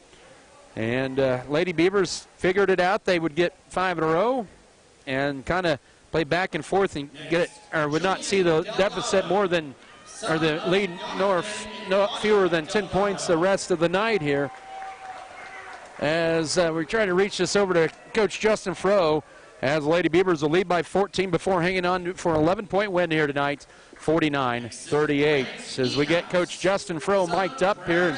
And, Coach, congratulations on the win. It looked pretty good for you for about maybe 2.5 quarters, and Hugoton made a run, and you guys eventually settled down there and kind of was even Steven the rest of the way. And tough to win on the road in the league, and you were able to get it done tonight. Yeah, tough to beat a team 3 times as well, you know. So especially playing them in the kind of time frame and gap that we did. Felt like we saw them a lot here last few months, but yeah, you know, I thought we were going to put together a nice full game tonight, and then kind of let down a little bit there in the third and kind of into the fourth there, and you know, give them credit. They ramped up their pressure a little bit and took it to us, and we didn't respond very well to it, and then finally settled down to end the game there and went on a little run to push it to 14 and then get that 11-point win. And it just seemed like that for a while there in that third quarter and into the fourth quarter, they just got hot from the field, and they were getting 3-point plays, whatnot, and then you just couldn't get anything going on the other end. Yeah, we were settling a lot on the offensive end. I mean, we were getting pretty decent looks down low. It just we're forcing it up, trying to get fouled, and you know, you're not going to get that every night, and we got to be able to respond and adjust to that. Though, if we're not getting the calls, then you got to be able to get pass up a good shot for a great shot, and you got to be able to figure out who's going to be open, if they're going to W down low, or what they're going to do, send pressure on the post whenever they catch. We got to be able to cut off that and find the open player and get a better shot than trying to throw up contested shots down low and bricking them, and then you know, taking shots really, really early into the shot clock and giving them an opportunity to get out and run, and then it kind of turns into a little drought for us because we're getting too many quick possessions and not working the ball and not working our offense and kind of feeling the run a little bit. So got to do a better job of realizing that and figuring out how to slow down the pace of the game whenever something like that happens. I thought you did a good job, especially in that first half, of moving the ball around. Yeah, we did. We were cutting real well, and we were getting a lot of good open looks, and we were finding all the open people, but then we kind of shied away from that as soon as they ramped up the pressure, and we got the ball stuck in our hands up top. We weren't cutting to the basket, and we weren't finding the open spots to help our point guards out whenever they were in trouble with a double team. So kind of shied away from that, but then I think finally, you know, kind of got back into getting aggressive and getting good shots there at the end of the third and into the fourth, and settled in a little bit there. Well, a big night there for Katie. She ended up tying a career high with 13 points, and she, you know, you always have somebody that's that spark plug off the bench, and she definitely was that. I think she brought it on both ends of the floor tonight. Yeah, absolutely. She did a great job of, you know, she always does a good job whenever she gets the ball, just being fearless and attacking the basket, and usually does a good job of drawing contact. I thought, you know, defensively she had a lot of, you know, tip passes and was right there contesting, and even had a couple big rebounds for us whenever we weren't getting anything rebounded down low. You know, that's always nice to have off the bench, and it's always nice to have that spark too, but you know, we got to be able to figure out how we can not give up those leads and maintain our leads and not have to always find that spark. You know, we should have it with a group or with a collective group and be able to maintain a lead and be able to keep our distance a little bit and not, you know, get so frustrated and sped up to where we are trying to search to find that spark off the bench. So you know, credit to everyone though, good team win again like we talk about, and it was nice to see us kind of battle there at the end and pull out an 11-point win. Well, a win's a win. Doesn't matter how you get it at home or on the road here. But now you go back and go for win number 12, and it looks like you've all but solidified a home sub-state game in the first round, which is big. Well, you want to get out of here more than anything else, but it's going to be a pretty good Cimarron team tomorrow night. Yeah, absolutely, and we haven't seen them for a while, so you know, pretty tough off of a back-to-back here, going back and not really getting any practice time to scout. just going to kind of be on the fly before the game with the scout, and then we're going to have to be able to make adjustments and respond well to those in-game adjustments as we go. But you can't overlook them, and definitely cannot come out flat. We got to be able to come out and take it to them right away, and put on a good product there for senior night on our home floor, and keep building the momentum heading into sub-state. Good win for you guys on the road, even though it got a little interesting in the second half there. But you get the road win, and that's all that matters. Congratulations, Coach. Win number 11, and looks like you secured a home playoff game in the first round, and I guess we get to do it again tomorrow. Absolutely. Appreciate it, Adam. All right, once again, comments from Coach Justin Froh. Lady Beavers prevail here on the road here tonight, 49-38, as they're now 5-6 in the league and 11-8 overall. And they solidify their position in the league standings. They'll finish in 4th place in the league. And it'll be between Hugoton and Cimarron, depending on what happens tomorrow night. They're both 3-8 in the league, and they have split for the 5 and 6 spots. Final numbers here in tonight's ball game. Scott City with an 11-point victory here on the road, 49-38. For the Lady Beavers, Katie Weathers led the way. She had 13 points. She tied a career high with her 13 points. 12 tonight for Avery Lewis. That last 3 got her into double figures in back-to-back games. She's now got 6 threes over the last 2 games. 8 for Kendall Gentry, all in the second half. 5 tonight for Mackenzie Metzger, those coming in the opening quarter. Piper Fox with 4. Megan Trout with 4 tonight. Also, let's see, 2 points for Kaylee Felker and a free throw for Peyton Gentry. So 8 players score here tonight for Scott City. Lady Beavers struggled at the line tonight, just 3 of 7. They did have 16 turnovers, had about 6 steals. They did rebound pretty well, but they had about 16 defensive and 8 offensive, a total of 24 rebounds on the night. For Hugoton, they would be led in scoring. Nobody in double figures. Miley Lewis ended up the leading scorer. She had 9, all those coming in the second half for her. Her 3 at the end put her at the top of the scoring, along with Emily Tanoka, who had 3 threes and 9 points. 6 for Farrah Gaskell. She had a pair of 3-point plays in the third quarter. 5 tonight for Natalie Vegas. 3 tonight for Sadie Arredondo, coming in the second quarter.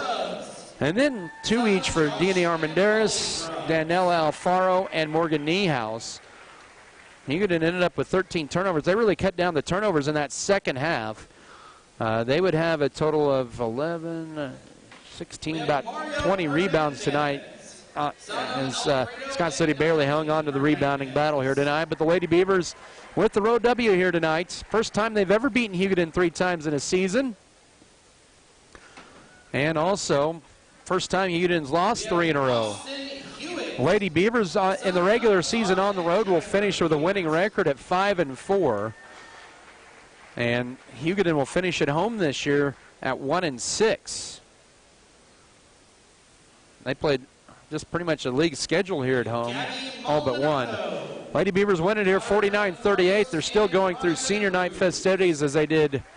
Let's see, they had basketball for boys and girls. They had wrestling. I don't know what they're having now, if it's band or scholars board or whatnot, but they're having that here tonight at Hugoton High School here. All right, let's step aside. We're going to have a lengthy timeout. We'll come back with the boys pregame with head coach Brian Gentry. We'll do that after this timeout. This is Scott City basketball. Here's Odessa from Plain Jan's. Yep, Odessa here. Okay.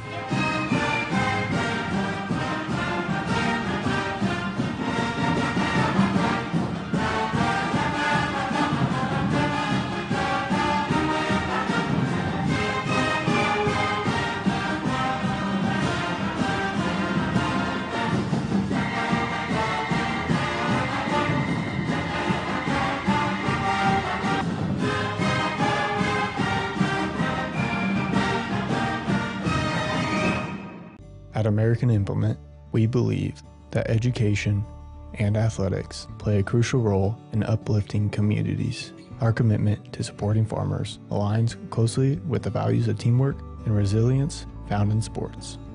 By investing in local initiatives, we enhance individual lives and strengthen community bonds for a brighter future.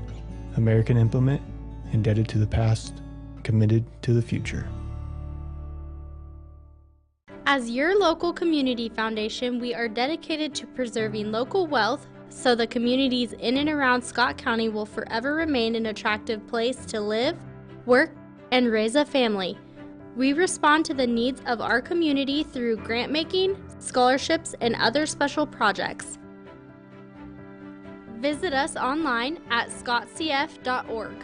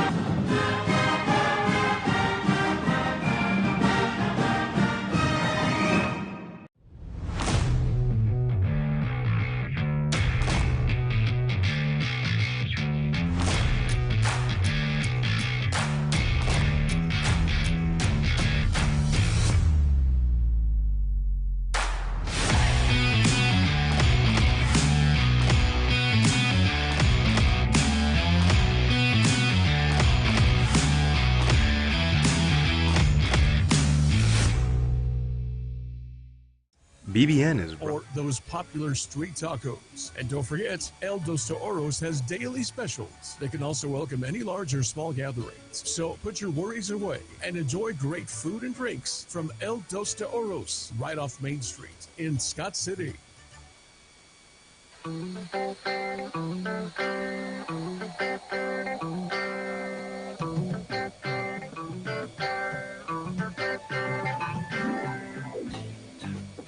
Welcome back to the Hugoton High School. Adam Cadavy with you on Mix 94.5. Your pregame interview is brought to you by Farm Bureau Financial Services with Hugh and Berta Benz in Scott City and Leota. I'm joined here with Coach Brian Gentry in the pregame. And Coach, thanks for joining me here this evening. What a game it was on Monday night against Colby. A pretty electric game, and felt like it was nonstop for the whole night there. 76-65 victory. You're down by 2 at half, but put a 9-0 run together in the third quarter, and that really catapulted you guys to the win. And taking a look at Monday night, what a game and what a rally for you guys. Yeah, it was a good game. It was pretty high energy, pretty fast paced game, a lot of points.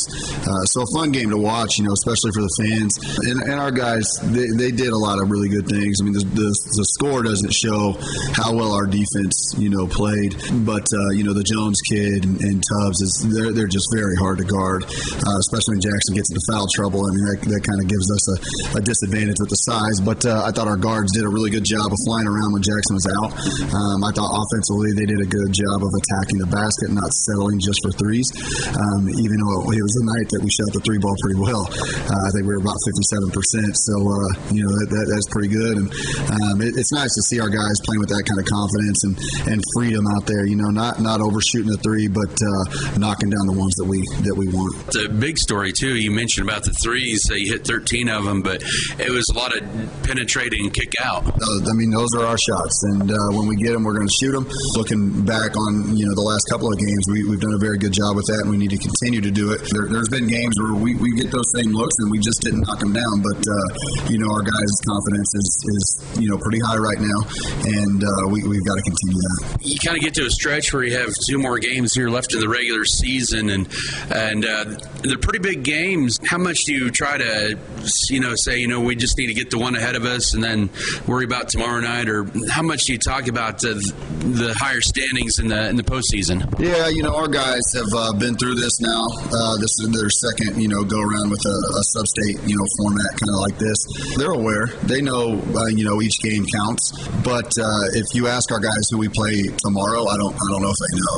They're locked into this game. It's the only game that we're worried about. It's a very good opponent in their gym, and it's going to be loud. It's going to be crazy in there, and we're looking forward to it because it's an opportunity for us to continue to get better against a team that plays really, really good defense. They really get after you. They're very physical when it comes down to how they defend Jackson. They run really good actions. So I mean, it's an opportunity for us to get better at guarding high level basketball, offense, and really having to execute offensively. It's Coach Brian Gentry here pregame, and you mentioned Hugoton here tonight. And I know there's a little bit of revenge on the mind after a loss at overtime at home home 3 weeks ago and hopefully get a win here tonight in Hugoton. And they had a 9-point win over Cimarron on Monday night. And this is a team that's kind of been up and down since you guys have played them. They do. They shoot the ball well. They really drive it well. So if you're not, dialed into the scouting report of what guys can do what, you can kind of get, in some bad situations. We've got to do a good job of staying down and making some guys shoot contested threes, and then we've got to get up, on some others. Number 15, obviously Jay. They've had really good games against us. The first 2 times we've played them, and so we've got to be sound defensively. It's going to be a tough game. You look back at the first time or second time we played them, at home. I think we were 5 of 7 from 3 in the first quarter, and then made one more the rest of the night. So and we got really good shots. We just didn't knock them down, and then we failed to execute defensively down the stretch, and we had some turnovers. So all things that our guys have learned from, and hopefully we can do a better job of cleaning some of those things up tonight. Should be a good one. Round 3 with Scott City and Hugoton. Coach Brian Gentry here in the pregame. Coach, thanks for the time as always, and good luck to you guys. All right, thanks, Adam. That was Scott City Beaver coach Brian Gentry. Your pregame interview brought to you by Farm Bureau Financial Services with Hugoton Benz and Scott City and Leota. More to come in your pregame show. We'll have a breakdown of the matchup. Also bring you starters, keys to the game, and the tip-off after this timeout. This is Scott City Beaver basketball. Our driving season ahead. It's time to Let's go 3 minutes, please. 3 minutes. Western Tire can complete that checklist. Take care. By American Implement, All-in-One Wash, B&H Paving, Fairleigh Feed Yard, Faroe Heating and Cooling, First National Bank, Great Western Tire and Deck Mart, HRC Feed Yards.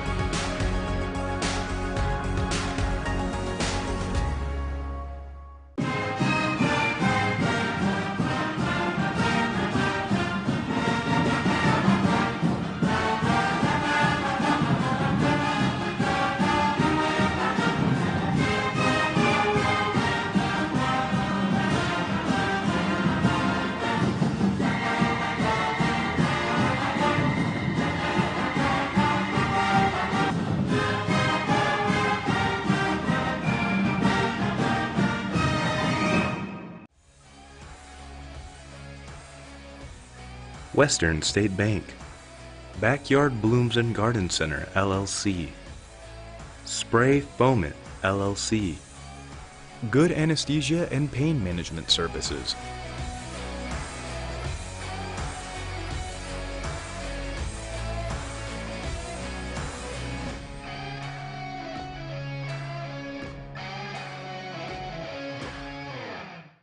For exceptional service in real estate, put Stephanie Shapland at Shapland Real Estate to work for you. Property homework is what we do best at Shapland Real Estate. We put forth every effort to get results that move you. Our expertise in buying and selling residential, commercial, and agriculture property is built on the tradition of trust and thoroughness that you deserve. Shapland Real Estate takes pride in our community and in cheering on our students in all that they do. Give Shapland Real Estate a call or visit our website today. At Redburn Enterprises, we're bringing you BW Fusion products to help your crops stress less and yield more. Discover the benefits of Amino, Relax RX, Full Sun, and BioBoost, each designed to enhance plant health and maximize yield. Proudly supporting Scott County Athletics, Redburn Enterprises is your partner for a more resilient and productive future. Choose BW Fusion from Redburn Enterprises today.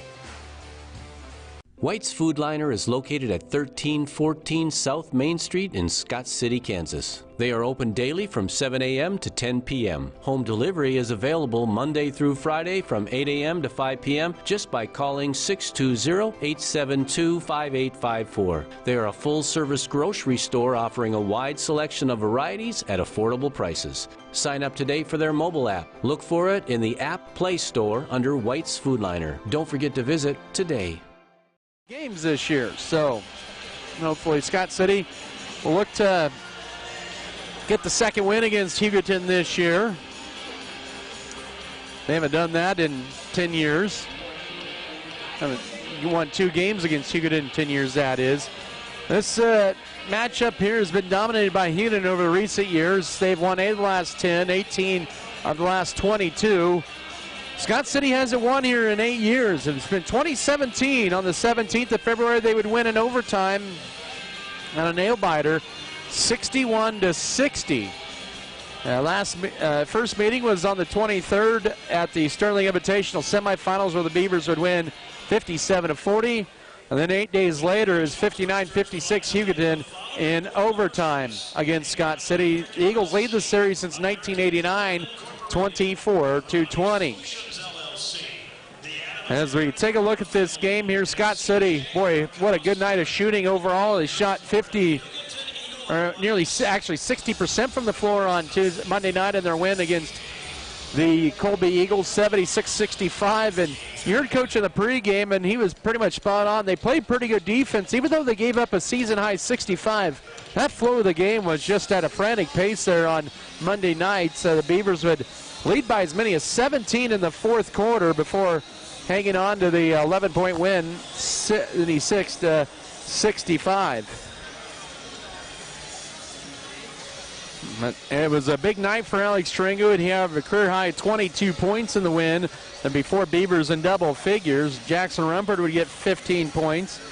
As Scott City pushed their record to 14-4 on the year, and right now sitting in a fourth place tie with Norton. Both Norton and Scott City are 14-4 entering tonight. Both teams have a game. Norton is at home against Trigo, and Scott City here against Hugoton. Norton has to go to TMP tomorrow night. Scott City hosts Cimarron, but the Beavers, they can range between a 3 and a 6 seed. Beloit goes to Minneapolis on Friday. They had their game with Sacred Heart canceled on Tuesday, not able to be made up. And they play at Minneapolis tomorrow, a pretty winnable game there for Beloit. But Scott City wins 2 in a row. They'd be at 16-4. And if Holcomb beats Goodland tomorrow night, then we could have a 3-way tie at 16-4 for the number 3 spot. Scott City would have the tiebreaker over Holcomb if both the Beavers and Longhorns have an identical record after tomorrow night. Norton will have 20 games, Beloit will have 19, but right now Lakin, they have a pretty good schedule, a favorable schedule at Wichita County tonight and Deerfield tomorrow night. They'll be the number 1 seed. Goodland, pretty much win or lose, will be the number 2 seed, and then it's 4 teams vying for the number 3 spot. Holcomb, Norton, Scott City, and Beloit, Colby, and Southwestern Heights. Southwestern Heights is at 11-9. Depends on what Colby does tomorrow night. They could be a 7 or 8 seed between them or Southwestern Heights. And then you got to fight for the number 9 spots between Hoisington, Lions, and Russell.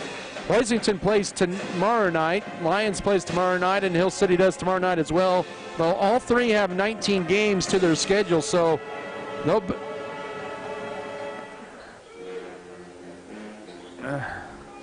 And it could be interesting here.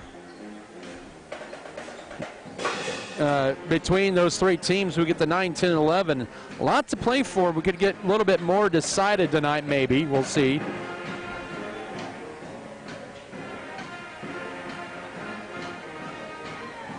And we'll see what happens here tonight. But Hugoton currently sitting on the road here in the first round on the boys' side, coming in here to tonight. As they looking at their 4A West, 2, 4, 6, 8, 10, 11. They're sitting in that number 11 spot right now, and they could be going to Wellington first round. That would be a rematch of a sub-state championship game here a year ago, of course, which Hugoton won, and then they ended up getting second in Class 4A. But the Hugoton Eagles are 8-10 coming in here tonight. They are 5-5 in the league, just one game behind Scott City in the standings in the league. As, of course, last game it was a lot of Jay Acosta. He had a 28-point performance. Of course, his career high was 41 against, or 41 against Colby in this building in early January. But Scott City has been playing a lot better basketball as of late. In fact, that was their last loss 3 weeks ago. They've won 4 in a row coming in here to tonight. Hugoton has been pretty even in the last 4 games, 2-2 with wins against Ulysses and Cimarron, and losses to Goodland on the road 65-35. And then here at home, Costa hit another 3 to force overtime last Friday night against Longhorns, and then Holcomb would end up winning 64-57 in overtime. And Hugoton still doesn't have an easy track ahead of them. They go to Colby tomorrow night, and then they have a long time off. They have 11 days off in between games. They'll play on that Tuesday on the road. As Scott City trying to get to 15 wins. They haven't been there in about 9 or 10 years here. So win tonight would put them at the 15-win mark, with Cimarron coming to town tomorrow night. And the only thing, Scott City, if they go win out, they would be a higher seed than Beloit. That'd be the only thing that would be guaranteed, because Beloit's going to be 1 game short. Coming into tonight, they have 13 wins. Scott City could have 16 wins, and the best that Beloit could do would be at 14 wins. So that kind of gives you a little bit of a picture there in the standings and these 2 teams. Coming into tonight, Scott City averages 58.6 points a game, Hugoton at 52.9. The Beavers 13 threes, a season high on Monday night against Colby, looking to continue their hot shooting here in the last couple of games. And Hugoton trying to get a big win again. It'd be their 2nd-ranked win against Scott City this year if they could get a win here tonight. We'll have more of your pregame coverage when we come back, as we're about 5 minutes away from the introduction of the starters. We'll come back after this 3-minute break.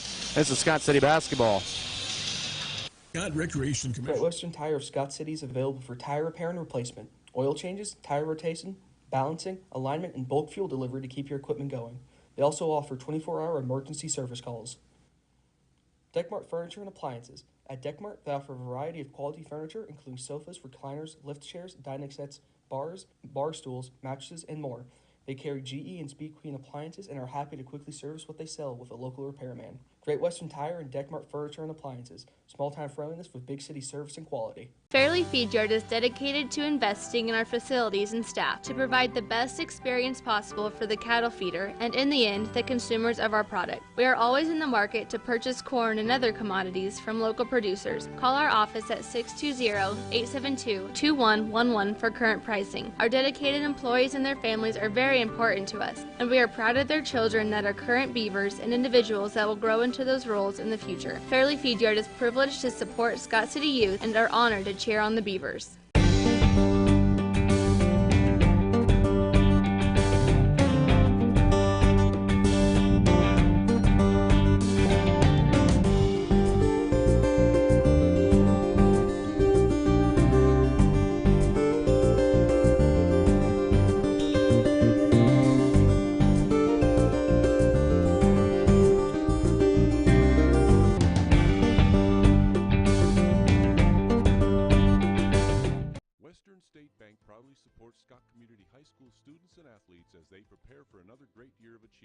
Just as our students prepare for another successful year, we encourage you to be prepared for whatever life may bring you. Stop in and talk with the knowledgeable staff at Western State Bank, whether it be a new home loan, financing for your business, or any one of our checking and savings account options. We're here to help you. Make sure to check out all of our internet banking options provided at WSBKS.com. Western State Bank, member FDIC. And as always, go Beavers! There's nothing more spacious than Western Kansas, and nobody closer than our communities. We are determined to keep our communities connected to schools, kids to teachers and parents. We believe a connected world is a better place. We're more than what we do for our hometowns. It's what we do with our hometowns. S&T is proud to be your family, your friends, your neighbor. At Axis Seed Red Barn, we're committed to dialing in the data for your farming success. Our corn hybrids offer exceptional drought tolerance and impressive ear flex, ensuring a profitable harvest. Proudly local, yet backed by a national brand, we deliver top-tier seeds with a personal touch. And as always, we're here to support our community, cheering on the Beavers. Axis Seed, where data meets dedication. Adding value to our community has been our priority since day one. That's why the Scott Co-op is here with 8 elevator locations, 2 service stations, 5 card trolls, bulk fuel and oil delivery, as well as a full-service agronomy department, including agronomy services, seed, chemical, fertilizer, and custom application. Visit us online at scottcoop.com or download our app for more information. Scott Co-op is a proud supporter of our local communities. We are in Hugoton, where the Beavers haven't won since 2017. They'll try to do that here tonight. As we're moments away from getting started here tonight, as the teams head toward their bench. Good crowd on hand here tonight. Middle school for Scott City played Hugoton earlier today. Just the A teams played down here for Scott City against Hugoton earlier in the day. They had the early games, and then the JV boys took the court at 4:30 over in the auxiliary gym, and then the C team boys. And no JV or C team for Hugoton girls, with only 8 out for Hugoton. All right, so let's move forward here as we're going to get our starting lineups here, presented here by Security State Bank in Scott City. As we're going to have the starters here momentarily, but we're going to be actually taking another timeout here, so we are going to step aside for another break and come back with your starting lineups. This is Scott City Beaver basketball. Own 16 Pro Max and get one on NextTech Wireless. Adding value to our community has been our priority since day one. That's why the Scott Co-op is here with 8 elevator locations, 2 service stations, 5 card trolls, bulk fuel and oil delivery, as well as a full-service agronomy department, including agronomy services, seed, chemical, fertilizer, and custom application. Visit us online at scottcoop.com or download our app for more information. Scott Co-op is a proud supporter of our local communities. Furrow Heating and Cooling of Scott City is a proud sponsor of Beaver activities. Brent and Angie take pride in helping our activities and support our students 100%. They can also help you with any heating and cooling needs that you have. Give Furrow Heating and Cooling a call at 620-872-3508 and see if they can help you with your needs today. BBN is brought to you by Shapland Real Estate, State Farm, Norder Supply Incorporated, Ag Management Services, Bogomore Family Farms, White's Food Liner, Scott Community Foundation.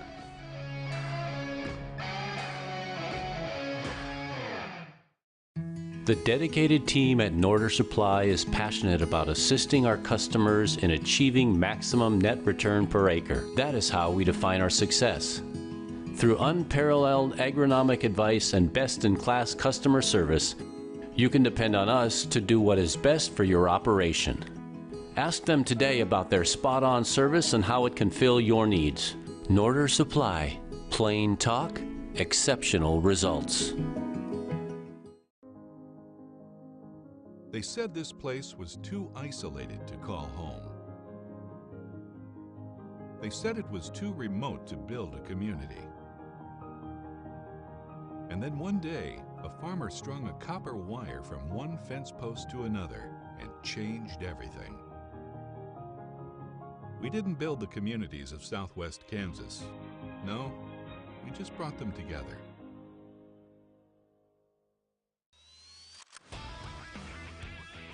At Red Barn Enterprises, we bring you the best products in agriculture through the Max Yield system, placing the right products on every field of your farm. Use Axis Seed, BW Fusion, Meristem Crop Performance, and Pivot Bio to enhance your crop's resilience and productivity today. Trust Red Barn Enterprises for all your crop needs, and join us in cheering on the Beavers. Starting tonight for the Beavers, Eloy Ruelas, the 5'10 senior, averages 8.1 points and 3.5 rebounds a game. Avery Radke, a 6'1 junior, 8.1 points, 4.6 rebounds a contest. Also, Julian Junior Mesa, hearing from the PA guy. Mesa, sophomore, 7.3 points and 2 rebounds a game. Alex Tarango, the 5'10 senior, 9.6 points, 3.4 rebounds. And Jackson Rumford, the 6'6 senior, 21 points and 10 rebounds a game. Eloy Ruelas, Avery Radke, Junior Mesa, Alex Tarango, and Jackson Rumford. For the Hugoton Eagles, a little bit of change in their lineup tonight. Of course, with senior night, looks like they're going to start seniors. It'll be Coach Trey O'Neill in his 4th season, assisted by C.J. Korf and Gavin Williams. It'll be Jay Acosta, 6'2 senior, at 19 points and nearly 4 rebounds a game. Carson Slocum's getting the start. He's a 5'11 senior at 4 points, 2 boards a game. Julian Delgado, he is a 6'2 senior at 6.1 points and 3 rebounds. Grant Niehaus, a 6'3 senior at 3.3 points and 5 boards. And Thomas Willis, a 6'2 senior at 1 point and 2.5 rebounds a game. All 5 starting tonight are seniors, as it is Jay Acosta, Carson Slocum, Julian Delgado, Grant Niehaus, and Thomas Willis. Keys to the game presented by State Farm agent Michael Trout. Keys of the night for Scott City. I think the first key is guard the perimeter and know where number 5 is at all times. He had 28 points against Scott City in the last meeting. And Scott City needs to continue to pound it into the paint there with Rumford. Those are your keys to the game. The Beavers tonight wearing those road navy blue tops with the lighter blue numbers and letters. Hugoton in their home white uniforms with the blue numbers and letters and the red trim, and they got the red and blue stripe on the side as Jared Rudy throws the ball up. Scott City wins a tap, and this boys' game is officially underway. Hugoton opens up in a man-to-man defense with it. Now to Rumford. He gets double teamed as they have help defense and stolen away, but then pulled back by Scott City. Tarango back up top to Ruelas. He'll try a straightaway triple. No. Rebound, Avery Radke. Power dribble goes to his left. Short arms it. The rebound goes to Scott City. Junior Mesa with that rebound that time. Radke with it. Now into Rumford. He will lay it up and score it. So Scott City had 3 opportunities, and they lead it 2-0. 7:23 to go here in the first frame. Hugoton's first trip down the court.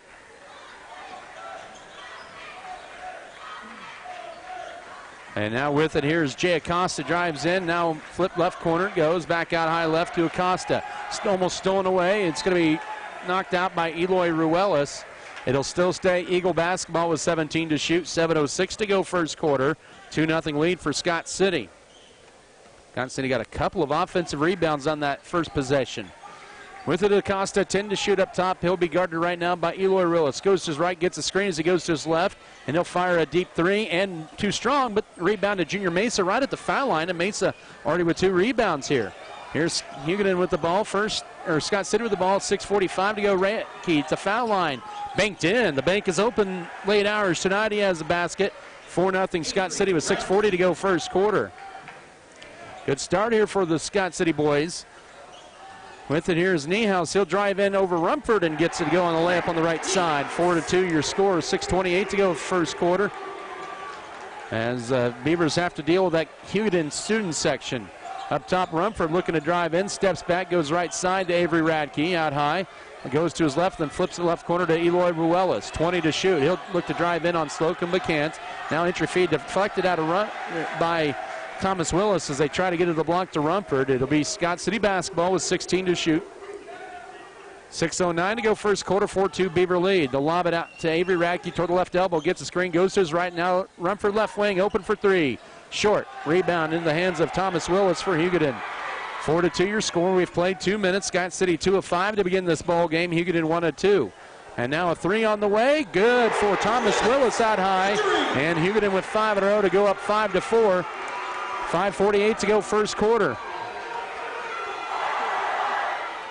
And now with it left side to Tarango, they get it into Rumford. They're letting them really play.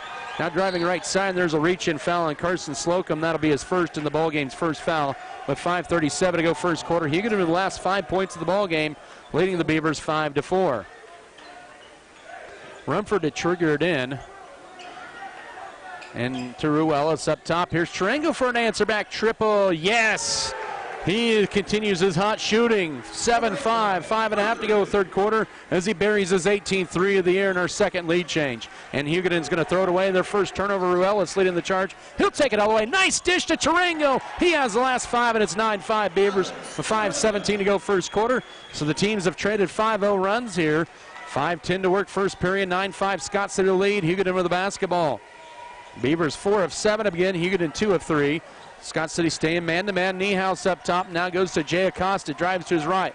Lays it up over Rumford, and that's a charge. Rumford takes the charge on Acosta. That'll be his first, and Hugoton's second team foul. The Eagles are bringing a couple of subs, and it's the regular starters, Miguel Hernandez, and also Adrian Adigan, the 5'11 freshman. Hernandez averages just under 10 a game. He had a big game against Scott City last time around. He had 14 points. Adigan had one of his, I believe it was his third career start against Scott City back on the last day of January. Beavers up by 4. The ball into Rumford. Has great position, and he's fouled going up, and that'll be a foul on Julian Delgado, his first, and Hugoton with 3 first quarter fouls with 4:47 to go in the opening period. Rumford to the line where he's 75% on the air. This will be free throw attempt number 100 for him. Scott City is a team 73%, and the free throw is perfect. He has 3, and it's 10-5 with 4:47 to go first period of play. So, second free throw, that one goes in and out. Oh man, Radke had it tipped in and out on a deflection, and the rebound goes to Niehaus for Hugoton. Scott City can't ever get any shots like that, but the other teams seem to. 4:30 to go first quarter. 10-5 for Scott City. They've scored the last 6 of the ball game. Hugoton with the basketball. Acosta with it up top, guarded by Tarango. 15 to shoot, goes to his right. Passes it right corner to Miguel Hernandez. Up top to Adigan, guarded by Mesa. 10 to shoot. Adigan looks to drive in. Nice defense, and now a 3 for Hernandez. No. Rebound backside to Eloy Ruelas. Good defensive effort by Scott City. They've had a good start on the glass as well. Ruelas gets a strip, and Hernandez with the steal. Scott City's first turnover all the way. Here's Acosta, layup, no, and a foul. 2 free throws, the first team foul on Scott City at the midway mark of the first quarter. They're going to get Avery Radke with a foul. Acosta, 70% free throw shooter as a team. Hugoton at 62%. 10-5 Scott City, 4:01 to go first quarter.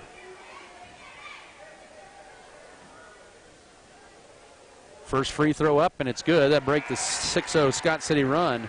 10-6. And it's going to be Brooks Bailey for Junior Mesa. Bailey hit a 3, his second of the year the other night against Colby. Second charity toss, too strong, but Hugoton, or they get the rebound? Nope. It'll be out of bounds. Last touch by the Eagles, they'll say, and Hugoton didn't like the call. It was right in front of the student section. The young official, he pointed at Scott City's way. It was a 50-50 call that went the Beavers' way at the midway mark of the first quarter. Tarango, as Hugoton looked to trap, now out high. Ruelas to Bailey, right corner to Radke for a 3. Splash! Radke nails the corner 3, 13-6, 3:44 to go first quarter. He has 5 in his 21st 3. Makes it a 7-point lead and a 9-1 run over the last 2 minutes for the Beavers. Acosta on the other end with his first field goal. He has the last 3, 13-8. 3.5 to go first quarter. As that time, Ruelas tried to take the charge, but they let it play through. Up top with it is Brooks Bailey. Goes to his left corner. Tarango launches a 3. That one airballed right into Adrian Adigan's hands. And now in transition, stripped by Radke, and a steal going up was Hernandez. Hugoton with their third turnover. 3:10 to go first quarter. A 5-point Scott City leading the ball, 13-8. Tarango with it out high now to Rumford. Goes to his right. Stops now to Tarango toward the right corner. Penetrates. Drives in. Kicks it left corner too wide for Ruelas, and that'll be turnover number 2. Hunter Garza, the first entrance in the game for him. The 5'10 junior of 4.5 points a game will replace Julian Delgado. 2:57 first quarter. Hugoton with the ball down 13-8 to Scott City. The Beavers re-entered the KBCA rankings this week at number 9. 4 ranked teams in the Scott City region, 5 in that Hallstead region, just by the 2 regions, 9 of the 10 teams in 3A. Pull-up jumper, and now Acosta has hit his last 2. He has the last 5 and makes this a 3-point game with 2:36 to go first quarter at 13-10. And watch out if he gets hot. He's been known to have some big games when he gets hot this year. Right corner to Brooks Bailey, 2:25 to work first period. Entry feed to Rumford. He gets harassed that time as they work a double team. As you see, Hugoton in their zone defense, they are collapsing on Rumford every time he touches the ball knocked out of bounds. 20 to shoot. The Beavers will retain possession. Remember in that first game, Scott City went 5 of 6 from 3 in that first quarter, only hit 1 3 after that. They didn't have any, I don't think, didn't have any after halftime. Into Rumford. Great position. Oh, he missed it wide right, and Niehaus with the board. That was a good look for Rumford. 3-point game. Hugoton with the ball. Down 3 as we approach 2 minutes to go first quarter. Adigan to bring it in the front court, now guarded by Alex Tarango. Crosses over now left corner. Here is spin move in the paint, hanging, shooting, no for Miguel Hernandez. Jackson Rumford clears the board. Scott City with a 3-point lead in the ball. Rumford drives in, pivots, goes to his left, leads it up and 1. He has 5, and it's 15-10. That's the difference in the game with 1:51 to go in the first quarter. Team foul number 4 on Hugoton. That's on Grant Niehaus, his first. Rumford 1 of 2 at the line. Both teams are 1 and 4. As Junior Mesa checks in for Alex Tarango. We'll see how maybe liberally Brian Gentry maybe subs here tonight. The free throw was good, making it 16-10, back to a 6-point Beaver lead. Minute 50 to go first quarter. With the game tomorrow night at home against Cimarron. Hugoton also has a game tomorrow night at Colby, but they usually play 8 to 9 players throughout. Miguel Hernandez with it up top, gets a screen, goes to his right to the foul line. Needs help, finds Acosta, who fires a deep 3, no. Rebound though, long rebound to Hernandez, and now right side, here's Adigan with it. And jumper banked in. Adigan on the board, 16-12, 1:21 to go first quarter. And Hugoton with their first offensive board cashes in on the opportunity for the second chance. 4-point Scott City lead late first quarter. Ruelas with it up top. Adigan putting his hands on the left arm of Ruelas. Now to Junior Mesa, turns down the 3, drives in, hangs in the paint, and can't get the soft bounce. And Grant Niehaus with his 3rd rebound. That was a good move for Mesa, who's kind of added the mid-range jumper to his arsenal here late in the season. And now Acosta turns down the 3, 50 seconds to go. He has the ball back. Up top to Adrian Adigan, who just scored the last basket. He'll drive in on Brooks Bailey, loses his footing, and that's turnover number 4. Brooks Bailey, the lead pass to Junior Mesa. He'll take it all the way, dish it behind him to Bailey, and then that's a charge. Junior Mesa with his first foul had the right idea. Team foul number 2. As he'll exit in is going to be Alex Tarango. Boy, missed opportunity there for Scott City. They had the numbers. Thomas Willis in to replace Grant Niehaus here with 39.6 to go. About 4 seconds between game clock and shot clock. This is a big possession here late in the first quarter with Scott City up by 4. And Hugoton has the possession arrow in their favor. 28 seconds to work. Off a screen, Acosta straight away 3, short. Long rebound though to Adigan. Now the shot clock is off. 18 seconds, back to Adigan it goes. He'll stop and go. Now kicks it left side to Hunter Garza. Back up top to Acosta with 10 seconds to go. They're going to go for the final shot with the clock off. 5-4. Here is Acosta looking to drive in on Ruelas. Right corner. Hernandez for 3. Hits the side of the backboard. Rumford secures a second rebound, and that's the end of your first quarter. 16-12. 8 minutes in the books here. Scott City with a 4-point advantage here on KSKL. Scott City back in a minute. This is Beaver basketball.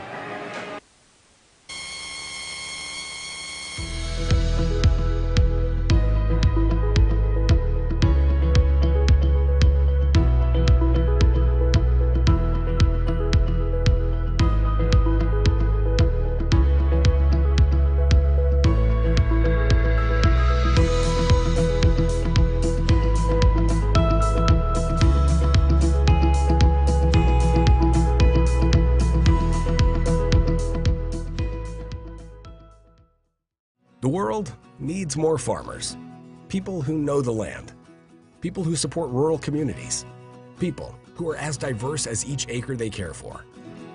But unless you've been born and raised on a family farm, it's nearly impossible to become a farmer.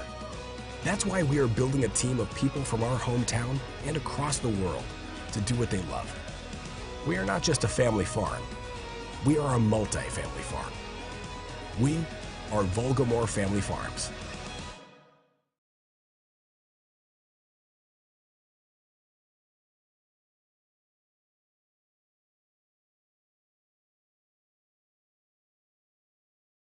Six on threes. 2, 3, 4. But they were 4 of 5 on twos. They were 5 of 11 that first quarter. It's Eagle basketball 16-12 as the Scott City Beavers with the lead. Hugoton with the ball to begin the second quarter. Jackson Rumford with 6, and then the turnover. That's the 5th turnover on Hugoton. 5 for Alex Tarango. Hugoton led by Jay Acosta with 5 underneath. The Rumford goes up and it spins in for his 8th point. Scott City with an 18-12 lead, 7:41 to go first half. They've led by as many as 7 in this game. Hugoton has led just once at 5-4. The Beavers with the basketball. Now driving here is Hernandez. Dish to the left side. An easy look on the left side for Willis. He has 5 on senior night, 18-14, 7:25 to go first half as the defense collapsed on Hernandez and left a wide open Willis on the left side. Brooks Bailey with it now up top to Ruelas. Lob into Rumford. Double teamed immediately. Boy, a lot of hacking. And now the left corner. Can Radke hit a second three? That one's short. Rebound crashing the board was Bailey up top to Ruelas. Turns down the three. Drives in. Good job by Bailey grabbing the offensive board. Now back to Rumford. Bounce pass into Radke. Flips it up. Leaves it short. And the rebound and a hack. That'll be on Radke, his second. And good defense that time by Julian Delgado, who ended up getting the board on Radke, who had both the shots on that possession. And now he has 2 fouls, and Mesa will check in for him. 6:55 to go first half. Grant Niehaus back in to replace Thomas Willis. Hugoton ball, 18-14, Beaver lead, 6:54 to go first half. Scott City looks like they're going to play a little 2-3 zone here. Adigan with it out high right, guarded by Ruelas, and then they works it up top, goes left for the pass to Julian Delgado. Delgado drive to left, now to Miguel Hernandez. Left baseline, short corner to Niehaus. Up top, it'll go to Costa, right side. They work it right corner to Hernandez. Now work it up top. Here's Acosta, drives in, bounce pass underneath. Right open right side. Hernandez will miss the three, and the rebound to Eloy Ruelas, who grabs the second board. He was left wide open in the right corner. And now Rumford for a straightaway triple. Yes, he's got it. He has 11. He now has his 22nd three of the year, and it's 21-14 with 6:10 to go first half. Scott City's third three of the half. They are leading by 7 here. 2 minutes into the second period. Adrian Adigan with the ball and a whistle. Ooh, man. Foul up top on Tarango, his first. Scott City with already 2 fouls in this period. Hugoton yet to commit a foul with 6:04 to go first half. And Coach Brian Gentry, and it looked like the official having a little laugh there. Now he talks over to Coach O'Neill. 6 minutes to go, second quarter. Wonder what that was. It's kind of funny what that was all about. New shot clock for Hugoton. 5:50 to go first half. They now have 23 to shoot. Adigan with it out high. Scott City leading 21-14. Turns down the three to Adigan. Now it's a three. Left corner, no. Rebound tipped in the hands of Rumford. That was put up that time in the left corner by Delgado. Brooks Bailey back with it the other end. Now high to Rumford. Pump fake on, guarded by Niehaus. And then he'll flip it back up to Ruelas in the center court circle. 20 to shoot. 5:25 to go second quarter. 21-14. Scott City with their largest lead. High-low trying to get into Rumford. He'll put it up and score it. He has 7 for Scott City in the period. 13 for the half. 23-14, a 9-point lead. 5:15 to go first half. And a nice high-low look. Scott City 3 of 5 shooting in this second quarter. Beavers up by 9, their largest lead. They've scored the last 5 of the ball game. Rumford has all 7 of Scott City's points this period. 5 minutes to go first half. Left side Adigan now short corner left to Niehaus. He'll back his way in on Rumford. Slings it right side to Hernandez with 10 to shoot. Now to Niehaus outside the foul line, looking to drive in, almost tied up. And now a screen here for Delgado. He'll launch a three and bury it. And Hugoton with their second three of the night. Delgado with a three, 23-17. A 30-second timeout for Hugoton with 4:42 to go first half. So Trey O'Neill calls a timeout as Hugoton pulls to within 23-17. Basketball presented here tonight by Pokey Feeders, also Precision Ag and Seed. Our Brothers Auto Body and Mechanic, Richards Financial Services, also Road and Bean Green Agency, Iron Insurance Partners, and Rotomix. Scott City's led this most of the way. They're led in this first half by Jackson Rumford with 13. Seniors Faith Beasley, Jaden Burrows, 23-17. and Lily Martin. Juniors include Naomi Armaro, 4:42 to go first half. and Olivia Sammons, and freshman Fernanda Pardez. Scott City up 20.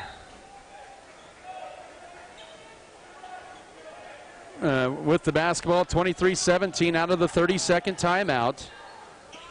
With the basketball here left side, it's Alex Trango. Now Hugoton in the 2-3 zone. Morales right corner. Mesa will fire a guarded three. Too strong off the heel, and the rebound into the hands of Jay Acosta. Hugoton wants to push it here as Mesa still scoreless here tonight. 4:20 to go first half. I'll go left side out high to Miguel Hernandez. Hernandez looks to drive in on Mesa. He'll take it all the way late up. Miss it. Good defense by Mesa, who grabs his third rebound. Halfway mark of the second quarter. Bailey left side with it out high. And almost stolen away now. Ruelas, right corner to Tarango. Turns down the three. He'll just take it to the rack himself. Go up through contact. No foul. Rebound. It goes to Hugoton's Adrian Adigan. And he'll take it coast to coast and then bounce pass it out high to Acosta. Up top now to Jillian Delgado. 3:48 to go first half. 23-17 Scott City lead. Hugoton to the ball. Niehaus trying to drive in. Stripped and almost stolen away. And it is, and that's a foul. Oh, no, they're going to call a tie, but it's still a turnover on Hugoton. That'll be their sixth turnover of the half. It's a break for the Eagles because that could have easily been a second foul on Grant Niehaus. As Avery Radke comes in for Brooks Bailey. Radke has to be careful. He has two fouls. Scott City with two fouls in the quarter. Hugoton with none. 3:35 to go second quarter. Beavers with the ball up 23-17. They've led by as many as 9. Ball deflected and a turnover. Fourth Scott City turnover. Quick hands by Hugoton's defense. Adigan with it again. Delgado back up top to Adigan with 3:20 to go first half. Scott City back to a man defense. Up by 6 is the Beavers. The Beavers. Costa will drive in the floater. Good. He has 7. 23-19 with 3:11 to go first half as Hugoton now with the last 5 of the ball game. And they're back to within 4 as the teams have traded 5-0 runs. 3 minutes to go first half. Scott City on a 2-minute drought here. Rumford up top to Radke. Back to Rumford. Holds it. Now we'll put it on the floor. Spin move. Drives to his right. Kicks it right corner. Can Tarango hit the three? The answer is no. And the rebound to Adrian Adigan for Hugoton. Scott City's gone cold here. Last few possessions here. They've missed their last 4. Now driving in his Niehaus underneath over Rumford. Gets the bounce in. It's a 7-0 run. 23-21 with 2:35 to go first half. Coach Brian Gentry wants a 30-second timeout with 2:35 to go. And a good timeout there as Hugoton with a 7-0 run to make it 23-21. And Hugoton's hit their last couple shots here, and Scott City on a 3-minute scoring drop. Basketball presented here by Scott City Eye Center, Scott City Pharmacy Giftologist, Scott Community Foundation, Scott County Abstract and Title Company, Scott Cooperative Association, Scott County Hospital, Scott County Records, Scott Pro, Security State Bank, Sharp Shooting Supply. This is the only game in the league tonight. Scott City will host Cimarron tomorrow night. Colby will host Hugoton, and Holcomb will host Goodland. Ulysses will have Friday night off. They will wrap up their regular season on Monday night at home against the Syracuse Bulldogs. Remember the last time Ulysses and Syracuse had met on the court? Those games in Ulysses. Plenty of orange and black in that building on Monday night.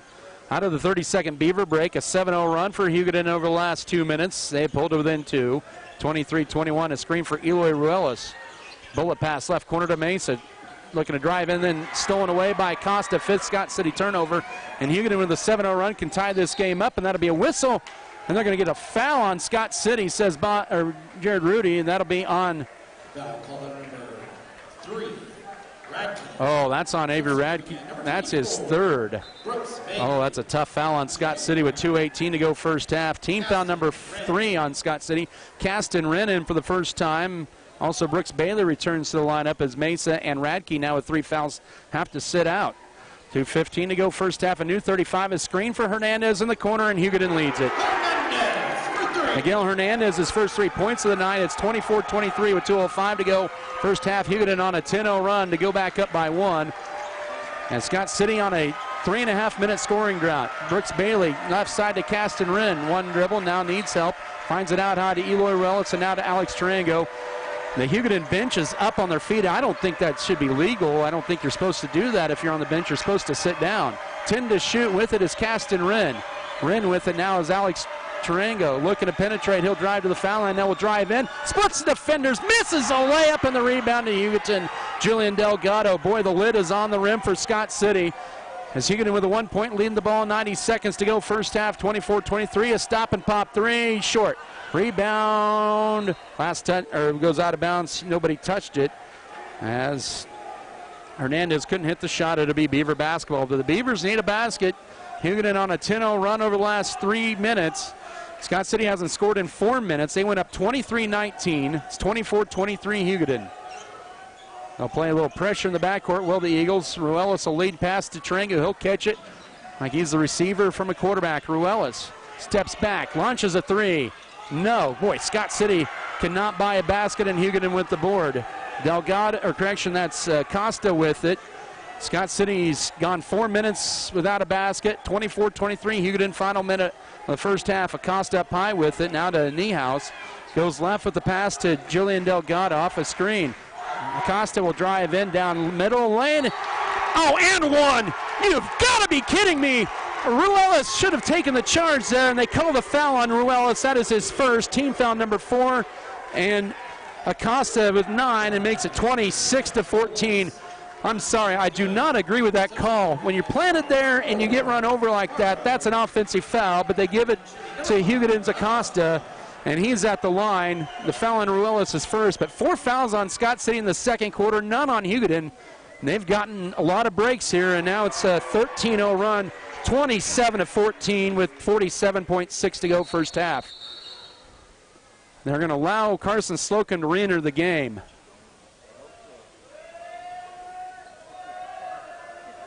That is ridiculous. Tough break there. And now Ethan Froh in for the first time as well. As boy, Scott City now will almost turn it over. And Rumford deflected. And now, how about that? They call a foul. About time.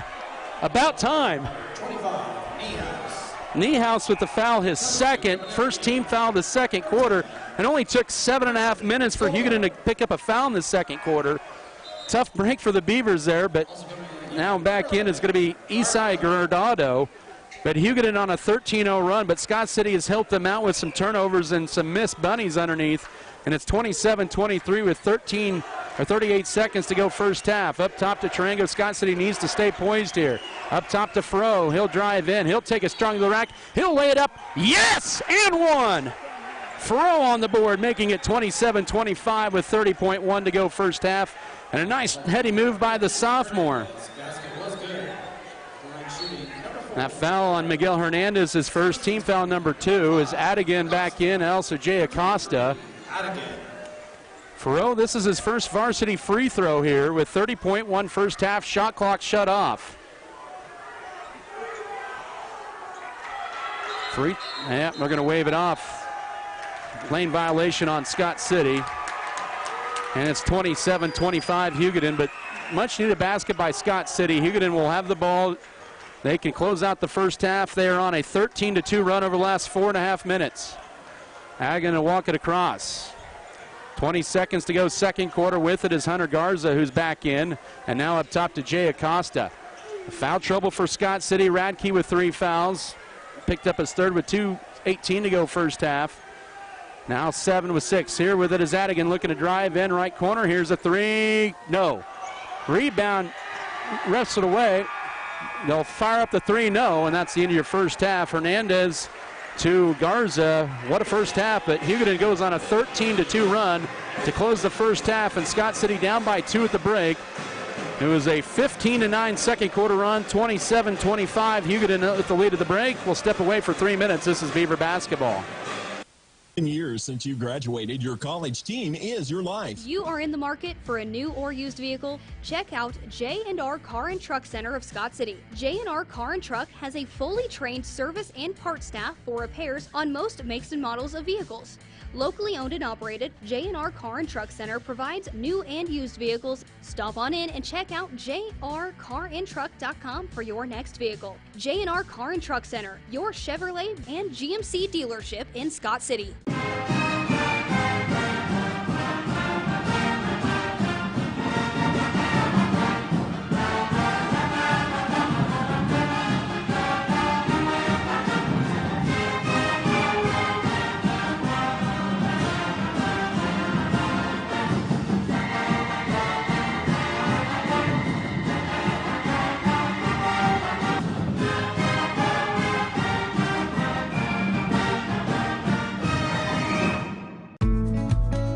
Go with the proven winner. I'm Michael Trout from State Farm in Scott City. When it comes to auto insurance, we score big with our policyholders. We score on competitive rates, on customer service, and on satisfaction and speedy claim handling. Let us quote your autos today and make you a part of the Trout State Farm team. Call or stop by Michael Trout State Farm and you can be assured of our personal best. Go with the winner, Michael Trout State Farm, Scott City. BBN is brought to you by Lone Tree Farms, J&R, Next Tech Wireless, Pioneer Communications, S&T, Scott County Hospital, Scott Co-op, Security State Bank.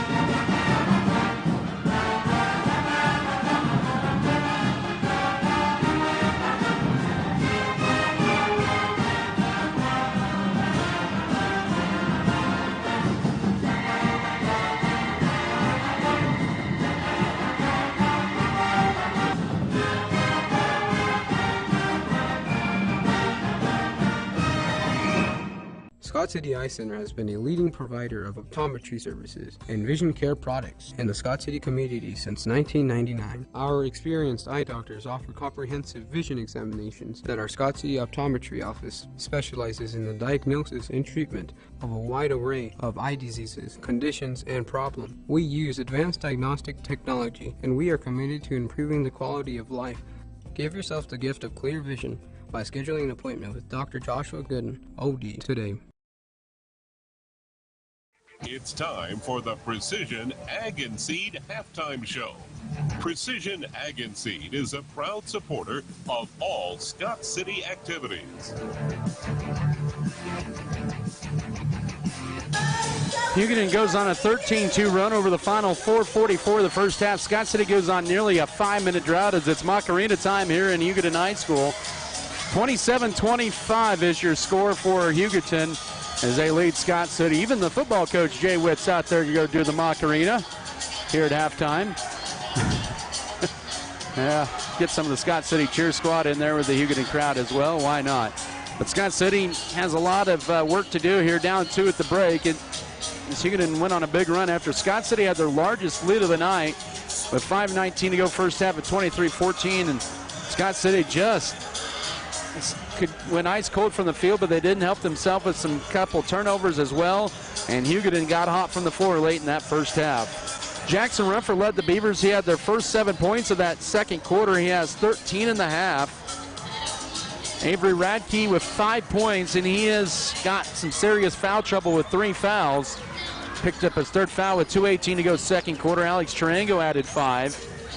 And then that's 23. And then Ethan Froh, who took it strong to the basket with the layup at the end and got the N1, but the free throw would be wiped off, and the tip would be wiped off because of a lane violation on Scott City to make it 27-25. The Beavers had 5 turnovers. They had 5 steals. They had 7 fouls.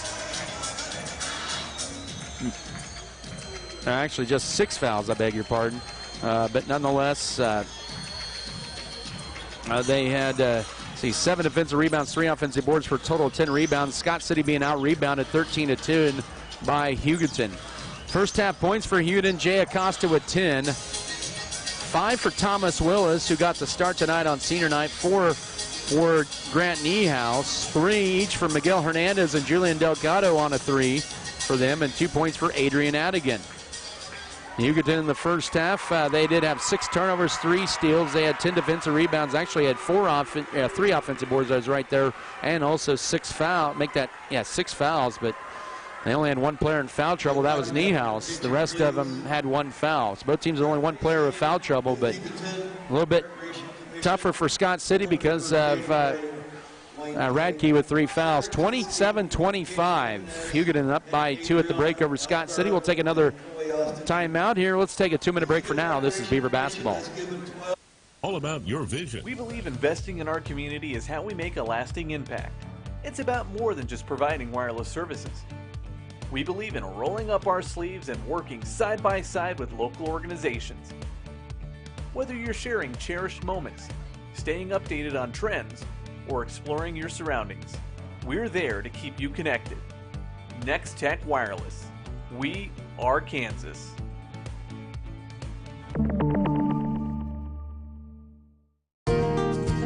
First National Bank of Scott City.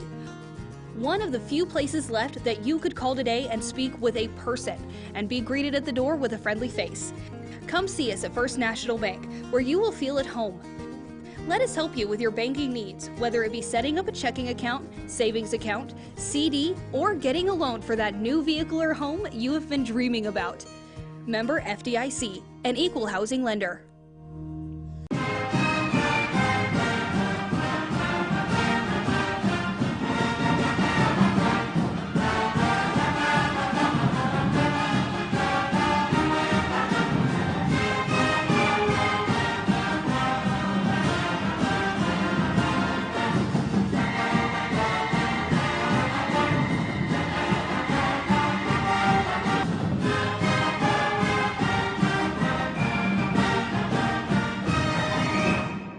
At American Implement, we believe that education and athletics play a crucial role in uplifting communities. Our commitment to supporting farmers aligns closely with the values of teamwork and resilience found in sports. By investing in local initiatives, we enhance individual lives and strengthen community bonds for a brighter future. American Implement, indebted to the past, committed to the future. Pace on the field and in life. I'm Michael Trout with State Farm in Scott City. If something happened and you weren't here tomorrow, would your family be provided for? Life insurance is just the right thing to do, the way to be prepared. Stop by or give us a call at Michael Trout State Farm. We can work with you to find the best life insurance plan to fit your need or to make sure you have enough. This isn't something to put off another day. On the field of life, be prepared. Michael Trout State Farm, Scott City. Like a good neighbor, State Farm is there. Fairley Feed Yard in Scott City takes pride in being part of Kansas's cattle feeding industry and is constantly aware of the specific needs of today's cattlemen. You can expect the best at Fairley Feed Yard, located 7 miles south and 6 miles west of Scott City. They believe in the importance of feed and ration preparation, health programs, death loss management, and overall handling of your feeder cattle. Fairley Feed Yard supports the area activities and youth of Western Kansas. Make Fairley Feed Yard your custom cattle feeder. That's Fairley Feed Yard of Scott City.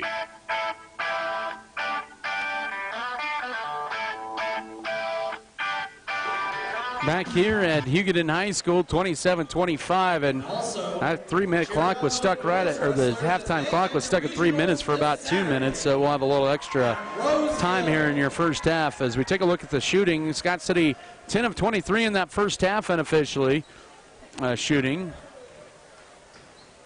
And that's good for 43%. They were 3 of 8 on threes, 7 of 15 on twos, and 2 of 3 from the foul line. Both teams were 2 of 3 at the foul line in the first half. Hugoton would end up shooting 11 of 22 at the 50%, 3 of 12 on threes, but they were 8 of 10. That's right, 8 of 10 on 2-point baskets. That's hard to believe. They only missed 2 in the first half. They've been getting to the rim and getting those shots in. That's probably the difference in this ball game. But they were also 2 of 3 from the line The Beavers need to bounce back here if they want to get a high seed here in the regional, or in the region, I should say, Scott City region. Win would put them at 15-4 and at 7-4 in the league and keep them in that third place spot. In the league standings, they lead by 1 game or 1/2 game over Colby and 1 full game over Hugoton entering tonight. The Beavers will host the Cimarron Blue Jays tomorrow night. Colby will Colby will host Hugoton, excuse me, and that'll be in the regular season for pretty much everybody. And of course, Holcomb and Goodland play tomorrow night. The standings in Substate really coming into tonight. Lakin with a very favorable schedule with Wichita County and Deerfield tomorrow night. They will pretty much lock in the number 1 seed here. Goodland will be the number 2 seed, win or lose tomorrow night against Holcomb. Holcomb with a 1/2 game lead over Norton and Scott City for the 3 spot coming into tonight. Longhorns are 15-4. As I mentioned, they host Goodland tomorrow night. Norton has Trigo tonight, TMP on Friday. Scott City at 14-4. There could be a scenario of Beloit, I say Scott City loses and would win tomorrow night at Cimarron. They finish 15-5. Even though it's 75%, Beloit with a win would go 14-4. Would have a better record than Scott City, and that would drop the Beavers all the way. Like if they end up 15-5, if Scott City ends up there, and Norton would be 16-4, and Holcomb be 16-4. There's a chance that Scott City would fall all the way down to the 6th spot if Beloit would win tomorrow night. A lot to play here. But a win could help them out here. Scott City secure at least a top 5 position in the sub-state. But they need to get a better second half in as they'll roll out Avery Radke with his 3 fouls, Eloy Rellis, Junior Mesa, Alex Tarango, Jackson Rumford. For Hugoton, it'll be the regular starting 5 with Adrian Adigan, Jay Acosta. Also out there will be Grant Niehaus, Julian Delgado, Miguel Hernandez. Third quarter officially underway, Hugoton basketball. Scott City hasn't won in this building since 2017. They're trying to win 2 games against Hugoton for the first time in 10 seasons now underneath. And it's Niehaus. Misses a layup, but got his own rebound. Oh. They're going to say last touch by Scott City. Tough break for the Beavers there. And it'll belong to Hugoton with a 33 to shoot and 7:42 to go third quarter. There's a couple of Beavers and an Eagle are fighting for it off a screen. 3 blocked by Alex Tarango. How about that defensive effort by Tarango, and out of bounds. It'll stay with Hugoton. Just a couple seconds come off the clock. 7:40 to go third quarter. Inbound in, almost stolen away. Good defense by Tarango. He's been gritty over there on that left side the last couple of seconds. Now 30 to shoot. Hernandez to inbound it. We'll throw it up top, and they finally get it into Costa. Costa goes to his left, drives in, lays it up, can't get it. Rebound, Tarango for Scott City. Here comes Scott City with it, Ruelas. Drives in, now left corner to Tarango, gets it into Rumford, gets pushed there. He'll go up and he's fouled. He'll get 2 free throws. The foul will be on Julian Delgado, his second. Team foul number 1 of the second quarter on Hugoton. Tarango's first rebound of the night. Oh no, they're going to get that on Niehaus instead, I beg your pardon. That is his third with 7:24 to go third quarter. Free throw makes it 27-26. And so Thomas Willis in, and Rumford for the tie. That's our first tie of the night, 27 apiece. So a big 2 free throws for Rumford, who has 15. He has now been in double figures in 53 games over the last 3 years. We're tied at 27, 7:15 to go third quarter with the basketball. Hernandez trying to feed it into Willis, but can't. Now up top, Adigan loses his footing, but picks a dribble up. Now head fake, driving in, floater up, and that is rattling home. 12 point for Acosta, 29-27, 7 minutes to go third quarter. He was in control of that one. He's one of those in the league that doesn't get talked about a lot. Now, here's a 3 in the left corner. No. Boy, Scott City can't buy threes tonight. And a rebound and a whistle and a foul. We're going to get Tarango to foul, his second. Now it's put up by Mace in the left corner, who's still scoreless tonight. 29-27, Hugoton, 6:45 to go third period. Feels like it's the last time again when these two teams played where Scott City couldn't buy a 3 after the first quarter. Inbound into Adigan. Hugoton is so tough on their home court. They are 3-2 here this year. Scott City 6-2 on the road. Up top with it is Thomas Willis. Goes left out high. Hernandez looking for a cut off a screen to Acosta. Head fake. Drives to his left. Covered by Mesa. Now back up top to Hernandez. 6:25 to go. It's 15 to shoot. Oh, almost a steal there. Acosta now foul line on the way. Banks up. No. Rebound loose, but picked up by Hernandez. He'll go up. And that's going to be a charge taken by Ruelas. And Miguel Hernandez with a foul, his second. Team foul number 2 of the quarter. And Scott City with the ball down 2.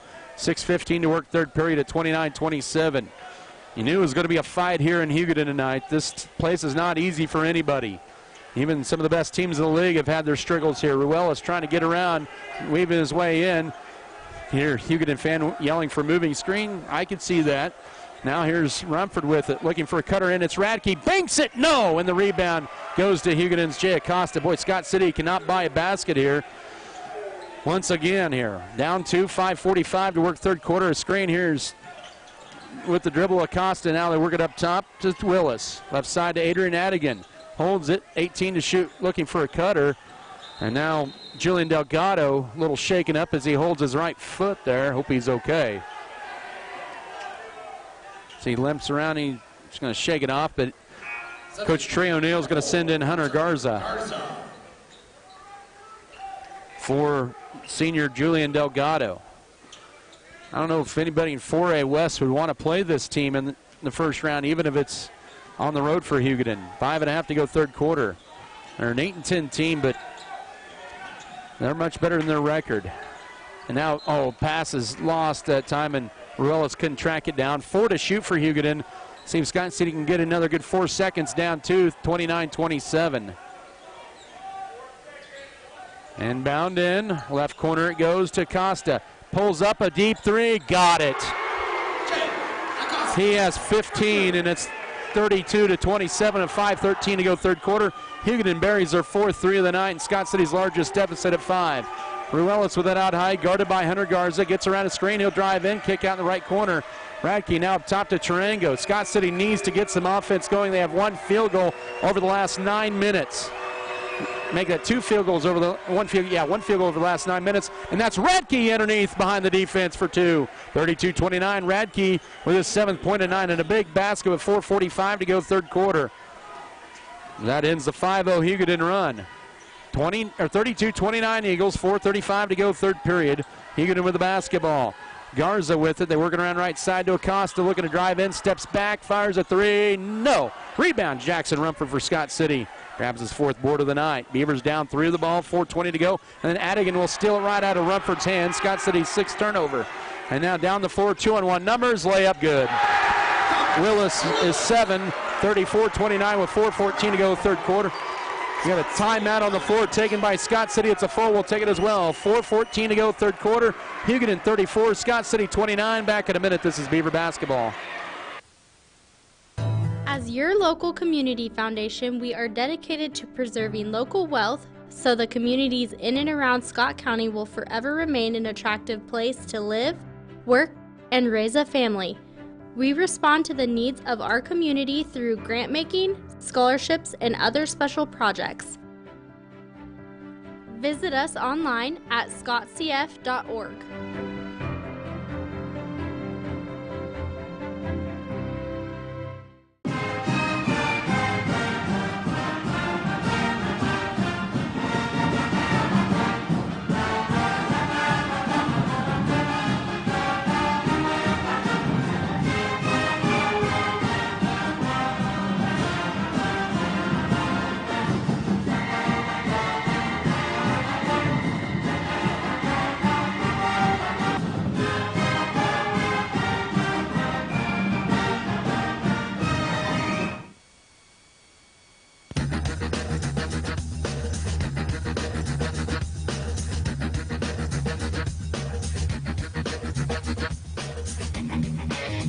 Back here in Hugoton, and Scott City down 5, 34-29, midway mark of this third quarter.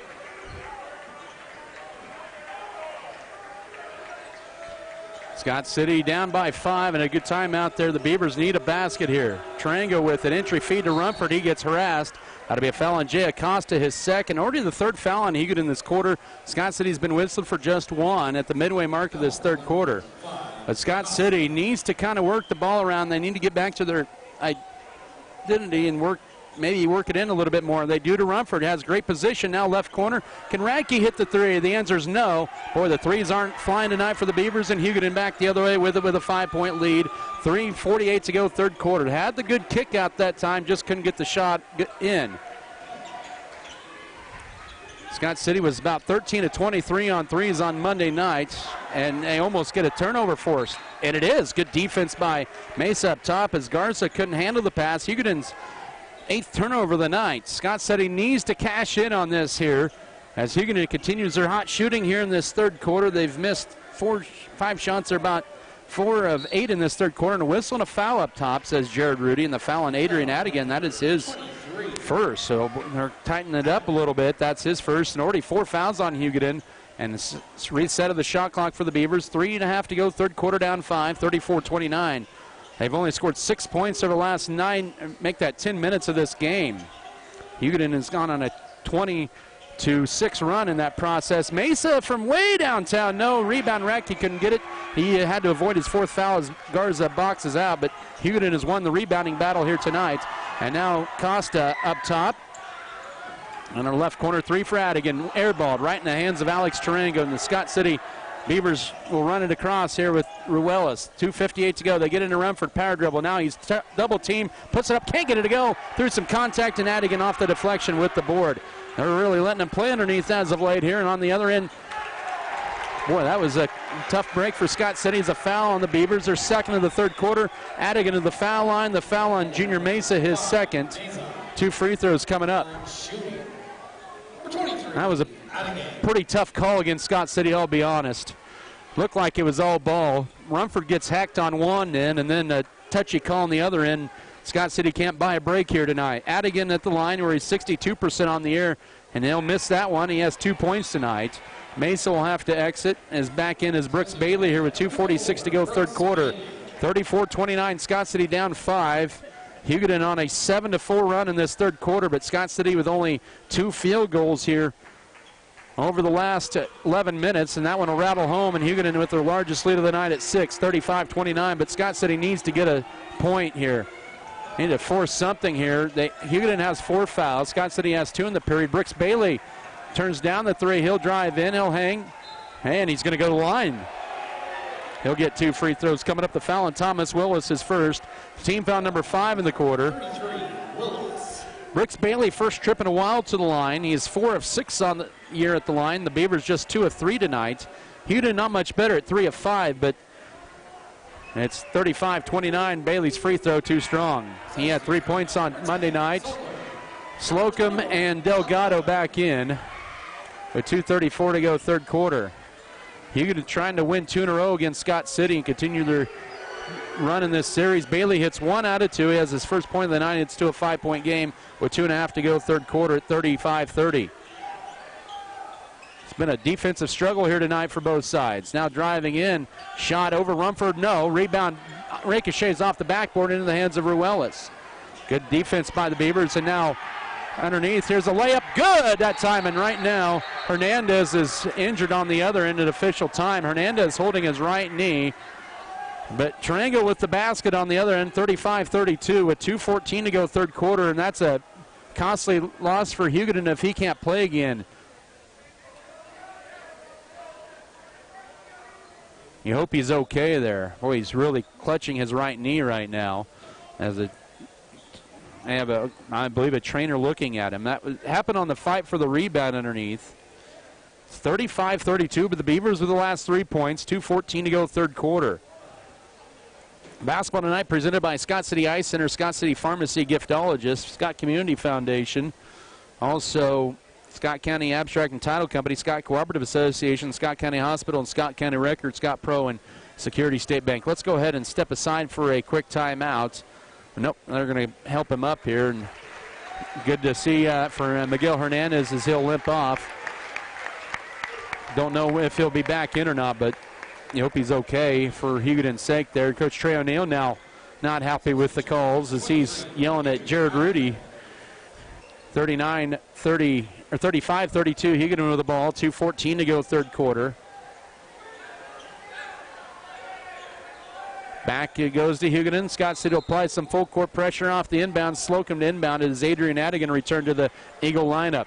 He has the basketball. Now it goes wide open, or was Garza, but he turns down the three. Now to Adigan. He'll just take it to the rack. Wrap around pass to Coach O'Neill. That's not the person you want to throw it to, and Hugoton with turnover number 9. Scott City down by 3 here with 2:05 to go third quarter at 35-32. Scott City get a run in them here now, late third quarter. They need some momentum here. They've got the last 3 points of the ball game, and now that's going to be a reach-in foul, and that's going to be Radke to the line to shoot 2 as they're starting to tighten things up a little bit with the calls, and it's going to be Slocum's second. That'll send Radke to the line for 2 charity tosses. His first trip there tonight. He is 76% on the year with 1:57 to go in the third period. Scott City is 3 of 4 in this third quarter, 4 of 7 for the night. Make that 5 of 7 for the night. Radke has 7 points. He has 2 in this quarter. Rumford has only scored 2 points in this period. Beavers are only 7 points in the period, and the Radke free throw will bounce in. Makes it a 2-point game. Scott City's biggest run since early second quarter when they built up their 9-point lead. 1:57 to go third quarter, 35-33, 35-34. Nothing but net on the second one. Scott City with the last 5, then to within 1. Late third quarter, under 2 to go as they apply a little pressure in the backcourt. Hugoton to bring it across with the senior Carson Slocum. Now right corner, it goes to Jay Acosta up top. They're working around to Adigan, left corner. Here's a 3 for Garza. No. Rebound, Avery Radke, and Scott City with a chance to take the lead back. They're down by 1. Late third quarter, minute 35 to go. Brooks Bailey now entry feed into Rumford, catches it, puts it up, and Scott City leads it. They're on a 7-0 run, 36-35, 1.5 to go third quarter, and Rumford with 17 to lead the Beavers tonight. 7-0 run over the last minute for Scott City, and they go up 36-35 late third quarter. They needed that run, and they've got it. 1:18 to go third quarter. Adigan with it up top, guarded by Alex Tarango. And now Hugoton will slow down a bit here with Jay Acosta. Back left side to Adigan with 15 to shoot. Looks for a cutter up top to Carson Slocum.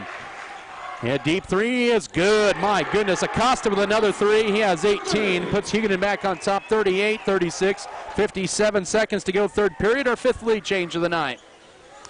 Scott City down by 2 now with the basketball. Here is Alex Tarango driving down the middle. Leaves it short. Might have been partially deflected. And a whistle and a foul. That'll be on Jackson Rumford, his first. Scott City's 3rd foul of the quarter. And substitution will be back in as Miguel Hernandez. Good to see him back in after he was injured there moments ago. And Garza exits, but Hugoton with the 2-point lead in the ball after Scott City took a 7-0 run to go up by 1. Hugoton 38, Scott City 36. 40 seconds here in this third period. Hugoton with the ball in the front court after the Beavers put a little pressure in the back. About 10 seconds between game clock and shot clock. Adigan with it. He'll drive in, dish it underneath. Slocum shot, yes. 5-0 run for Hugoton in his first basket, 40-36. 20 seconds to go third quarter, and Hugoton back up by 4. They're on a 5-0 run. Scott City will go for the final shot with 15 third quarter seconds remain. Up top, Ruelas goes left to Brooks Bailey. Into Rumford, left corner. Can Radke nail a 3? The answer is no. And it's a foul in the left corner with 3.3 to go third quarter, and Radke's going to have 3 free throws. It's hard to see from my view on that. They're going to get that foul on Carson Slocum, his 3rd. Kind of the bench for Scott City was kind of blocking my view here. 3.3 to go third quarter. Now they're going to discuss whether that should be a 2-shot foul or a 3-shot foul. And the answer is a 3-shot foul. Or no, I think they're changing who the foul is on. Is that right? Let's see. Oh, 3 free throws, excuse me. Nope, that was right. Slocum the 3rd. Radke's first of 3 shots is good. 40-37. Even the people, the scorers, couldn't see the official with it. As Niehaus and Willis back in for Hugoton. 2 more to come. Second free throw coming up here. And that is short. He's 3 of 4 at the line. It's still a 3-point game, but these are some valuable points here late third quarter for Scott City. Want to get this to a 2-point game here. And now allow Hugoton to get a clean shot off, and he hits 2 out of 3, 40-38, 3.3 to go third quarter. Here's Acosta, races across. Oh, he carries it. That's a travel at the end of the third quarter. They'll wave it off anyway, but we'll head to the fourth quarter. Don't go anywhere. Scott City trailing by 2, 40-38, as both teams score 13 points in the third quarter. Back in a minute. This is Beaver basketball.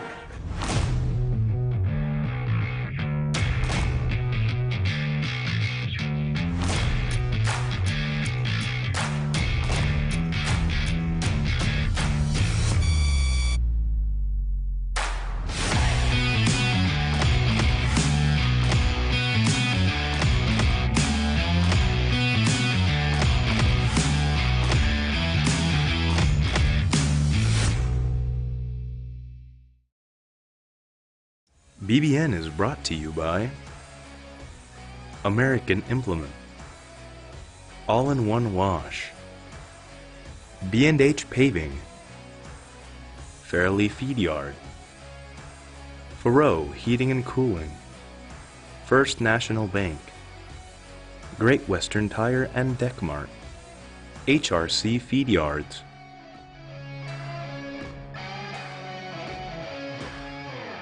And 1, 2, 3, 4, let's see, 11 for Avery Radke.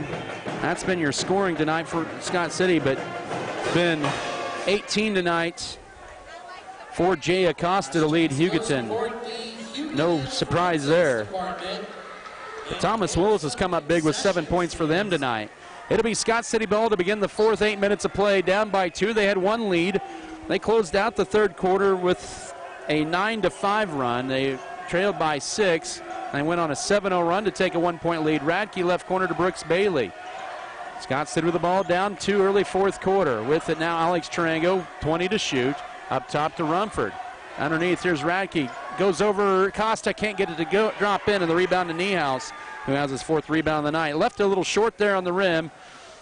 Didn't get enough arch on that.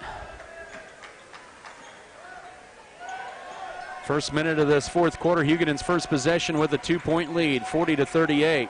Up top left to go to Miguel Hernandez. Hernandez holds it. Now here's Grant Niehaus. Back to Hernandez.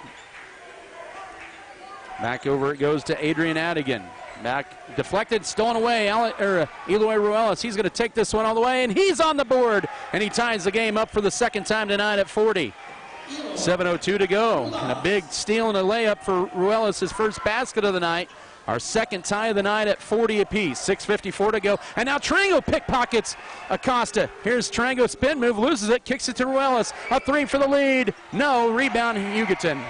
Into the hands of Julian Delgado. Ruelas tried to get that 3, but couldn't get it to go. Now in transition, Niehaus wrap around. Hernandez left corner 3. No, rebound Rumford. Scott City tied at 40. We've played 90 seconds here in a frantic fourth quarter here. Hugoton with the basket, or Scott City, excuse me, with the basketball. Ruelas goes left over to Alex Tarango. Tarango holds it, now up top. Here's with it now right side, Brooks Bailey from Avery Radke. Now Tarango left side to Ruelas, 10 to shoot. Trying to shake off Adigan. Now needs help, finds a cutting. Rumford now back up top. 5 to shoot, 4. Scott City needs to get a 3. Or no, they'll get a layup and left it short block, but rebound picked up by Tarango, gets tied, or still, or they're going to call it last touch by Hugoton as Ruelas just got it up and Tarango crashed the boards. Scott City hasn't rebounded much on the offensive end tonight with 5:58 to go, tied at 40, and the Beavers with another crack at it here. 31 to shoot after the tie-up, or after the ball was deflected out of bounds. They'll throw it up top to Tarango in the front court. Tarango guarded by Julian Delgado. Brooks Bailey with it. We've been treated to a good one here tonight. Now Bailey finds Tarango out high. 5:45 to go. 40-40 your score. 18 to shoot. Hernandez guarding Ruelas pretty tight. Now Ruelas, can he get this one to go? No. Gosh, rebound. That's going to be a push on Hugoton. That'll be on Niehaus. That's going to be his 4th foul. Pretty easy call that time for Bobby Fossum with 5:35 to go. First team foul of the fourth quarter. So Scott City with another crack at it, and the Beavers really need to take advantage of it.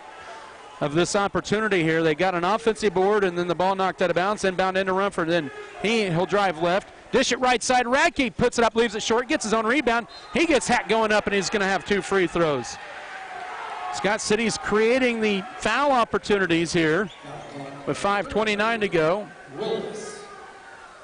That's on Thomas Willis's second. Hugoton's second team foul of the fourth quarter of 5:29. Radke back to the line. He went 4 of 5 in that third quarter at the line. And he's now 5 of 6 at the line. He has 12. 41-40. Scott City's second lead of the second half with 5:29 to go. Brooks Bailey exits. Bailey back in, as I said. Second free throw, good. 42-40. Scott City with the first 4 points of the fourth quarter here. And they have their largest lead of the second half with 5:25 to go. Last time Hugoton trailed, they took the lead with another 3. Scott City hasn't had a 3 they've had, no threes in this second half once again against Hugoton. Nice cut, but they're going to get a holding foul in Ruelas. Pretty easy call there. That'll be his second, team foul number 1 of the fourth quarter of 5:11 to go. 5.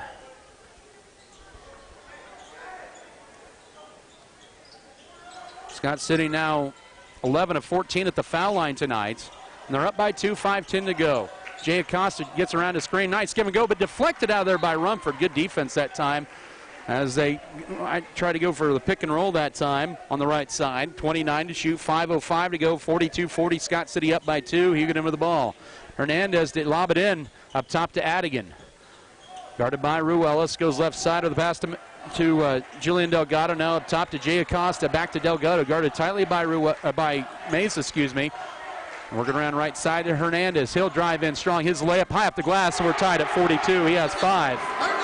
42 all, 4:46 to go, and Hugoton has tied this game up for the third time. That'll end the 4-0 Scott City run, Mesa with it up top. Tarango, a straightaway 3.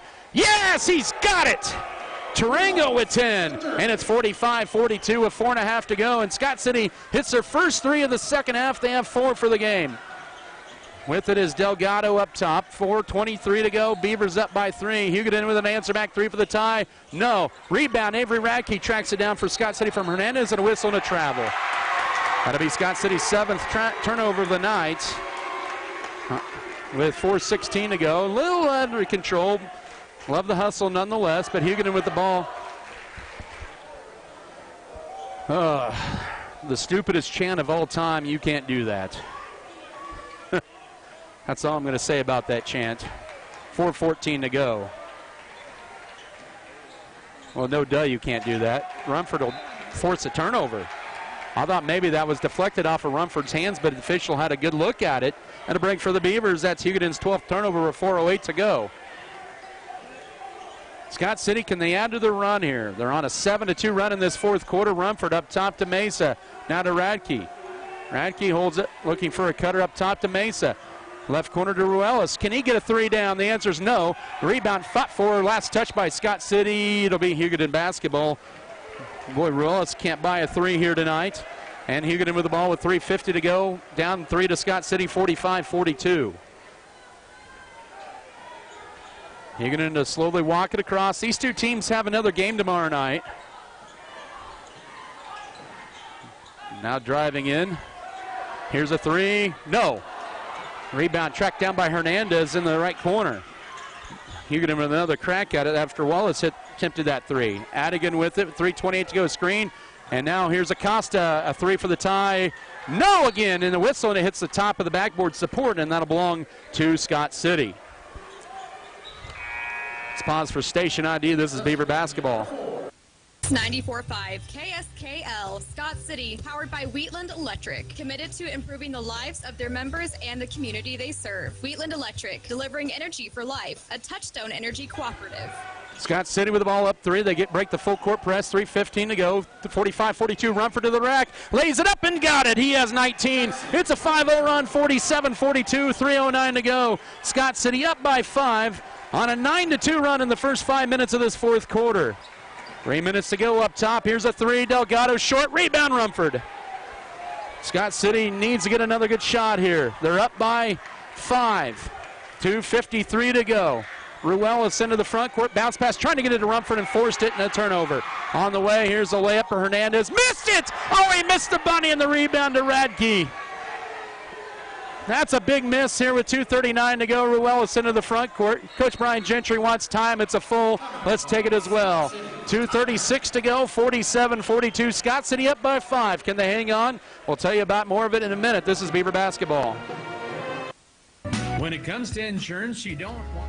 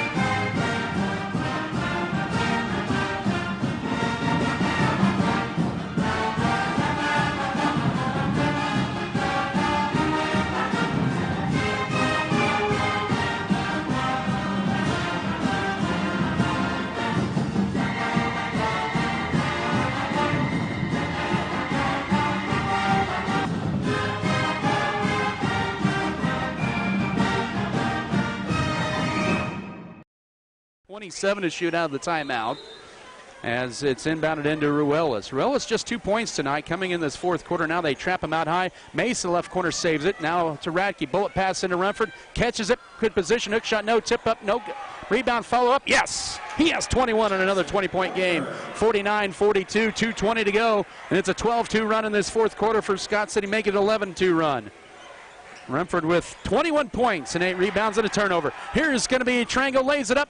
No, but rebound, no, for Mesa, third time, is the charm, and it's a 9-point game with 2:04 to go, 51-42. Scott City forcing Hugoton in their 13th turnover, and it's a 9-point game with 1:55 to go. Acosta with it up top at Hugoton, far from out of this one, and that's a charge taken by Mesa as he flexes, taking the charge on Hernandez. His third with 1:52 to go. Scott City has flipped the switch here in the fourth quarter, and Hugoton with back-to-back turnovers. 1:52 to go, but long ways from being done. 51-42, Scott City up by 9. They're on a 13-2 run in this fourth quarter. In the front court, the pass to now right corner to Tarango, and a whistle and a tie. Yeah, bench warning on Hugoton. A warning on the Hugoton bench here with 1:41 to go. That allows Coach Gentry to get a free timeout after the officials are explaining things. And the second official here, Rudy, is going to let Trey O'Neill know about something here, and they're not having a pleasant conversation. I think that was kind of to save the young official. I'll be honest, I know I was upset about one call in the first half, but the officials have been consistent tonight, and that's all you ask for. Bullet pass right corner to Mesa. Now up top to Tarango. 1:33 to go. Scott City up by 9. Trying to get it in Rumford. Ball deflected, and this is a steal and a turnover. Scott City's 9th turnover. Layup on the other end is good for Garza. It's 51-44. Timeout. Hugoton, they're not done yet. 1:24 to go. It's just a 30-second timeout. So Hugoton with the steal. They end a 3-minute drought and a 9-0 Scott City run. 51-44 basketball presented by Specialty Risk Insurance Agency, Spencer Pest Control, State Farm Insurance, Stevens Veterinary Services, the Sullivan Foundation, Trophy Wine and Spirits, Turner Sheet Metal, Vogelmore Family Farms, Western Kansas Insurance Service, Western State Bank, Wheeling Electric, White's Food Liner, Wilkins Physical Therapy, and Winterland Farms. So Scott City just had their largest lead a moment ago at 9 with 51-42. It's now 51-44 with 84 seconds remaining, and this game, as I mentioned, is far from over, especially when you're playing here in Hugoton. You know, Hugoton is going to slap on the full court pressure like crazy here out of the timeout. If you're Scott City, you have to stay poised. You've been in this position before with Hugoton and the full court pressure. It's going to be man-to-man. Mesa can run the baseline. He'll get it in the corner. And now With it is Mesa, back to Ruelas. They get it across in 3 seconds, and he almost gets held. Now Tarango, he's going to drive in, flip to Rumford, layup. No, yes! How about it? 53-44 with 1:10 to go. Rumford with 23, and Scott City back up by 9 with a minute to go. Here is Adigan up top, turns down the 3, drives in, kicks it left corner wide and out of bounds, and turnover number 15. Rumford with another 20-point performance, his 21st career 20-point game. 60 seconds to go. Beavers up 9 as Carson Slocum will check in. But first, let's take a 30-second break. We'll keep it right here with 1 minute exactly to go. 53-44 Scott City. The Beavers have not won in Hugoton in 8 years. It's been, feels like 84 years. But they're close to a victory here on the road to get win number 15 against a Hugoton team that has a deceiving record. This team is much better than their 8-10 record. That's just the gauntlet of the Great West Activity Conference this year. It's a 4-score game or 3-score game. Scott City can make it a 4-score game. Here's maybe Slocum in there to play a little defense. Hugoton is going to apply the full court pressure. 1 minute exactly to go. 53-44. It's been since the 2015 season since Scott City has beaten Hugoton twice this season. Now Ruelas is trapped. They get it to Radke with 55 seconds. He'll pass it across to Rumford. Does the heady move and slows it down up top. Hugoton may need to start fouling here with 48 seconds to go. Rumford. Oh, they harass him, and now underneath there's Tarango. Lays it up, and it's an 11-point game. Good night. 55-44, 40 seconds to go. Tarango with a dozen. Acosta drives in, pulls it out. Now he gets fouled by Ruelas. That'll shut the shot clock off for the rest of the fourth quarter. Ruelas with his third foul with 32.3 to go. Team foul number 2 on Scott City in the fourth quarter. 32.3 to go. Bailey in for Mesa for defensive purposes. But Scott City up 55-44 with 32.3 to go. Hernandez to inbound it in for the Eagles. He'll get it into Adigan, the left block. Wrap around, stolen away by Rumford, and that's going to about do it here. 16th Hugoton turnover to foul on Garza, his first. Team foul number 4. 26.9 to go, and the Beavers are close to getting the sweep. It didn't look good for a while. Scott City was down by 6 in the third quarter.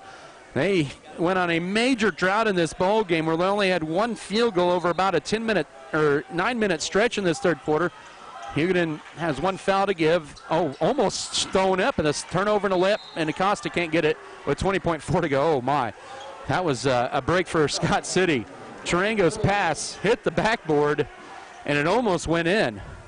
That would have been interesting.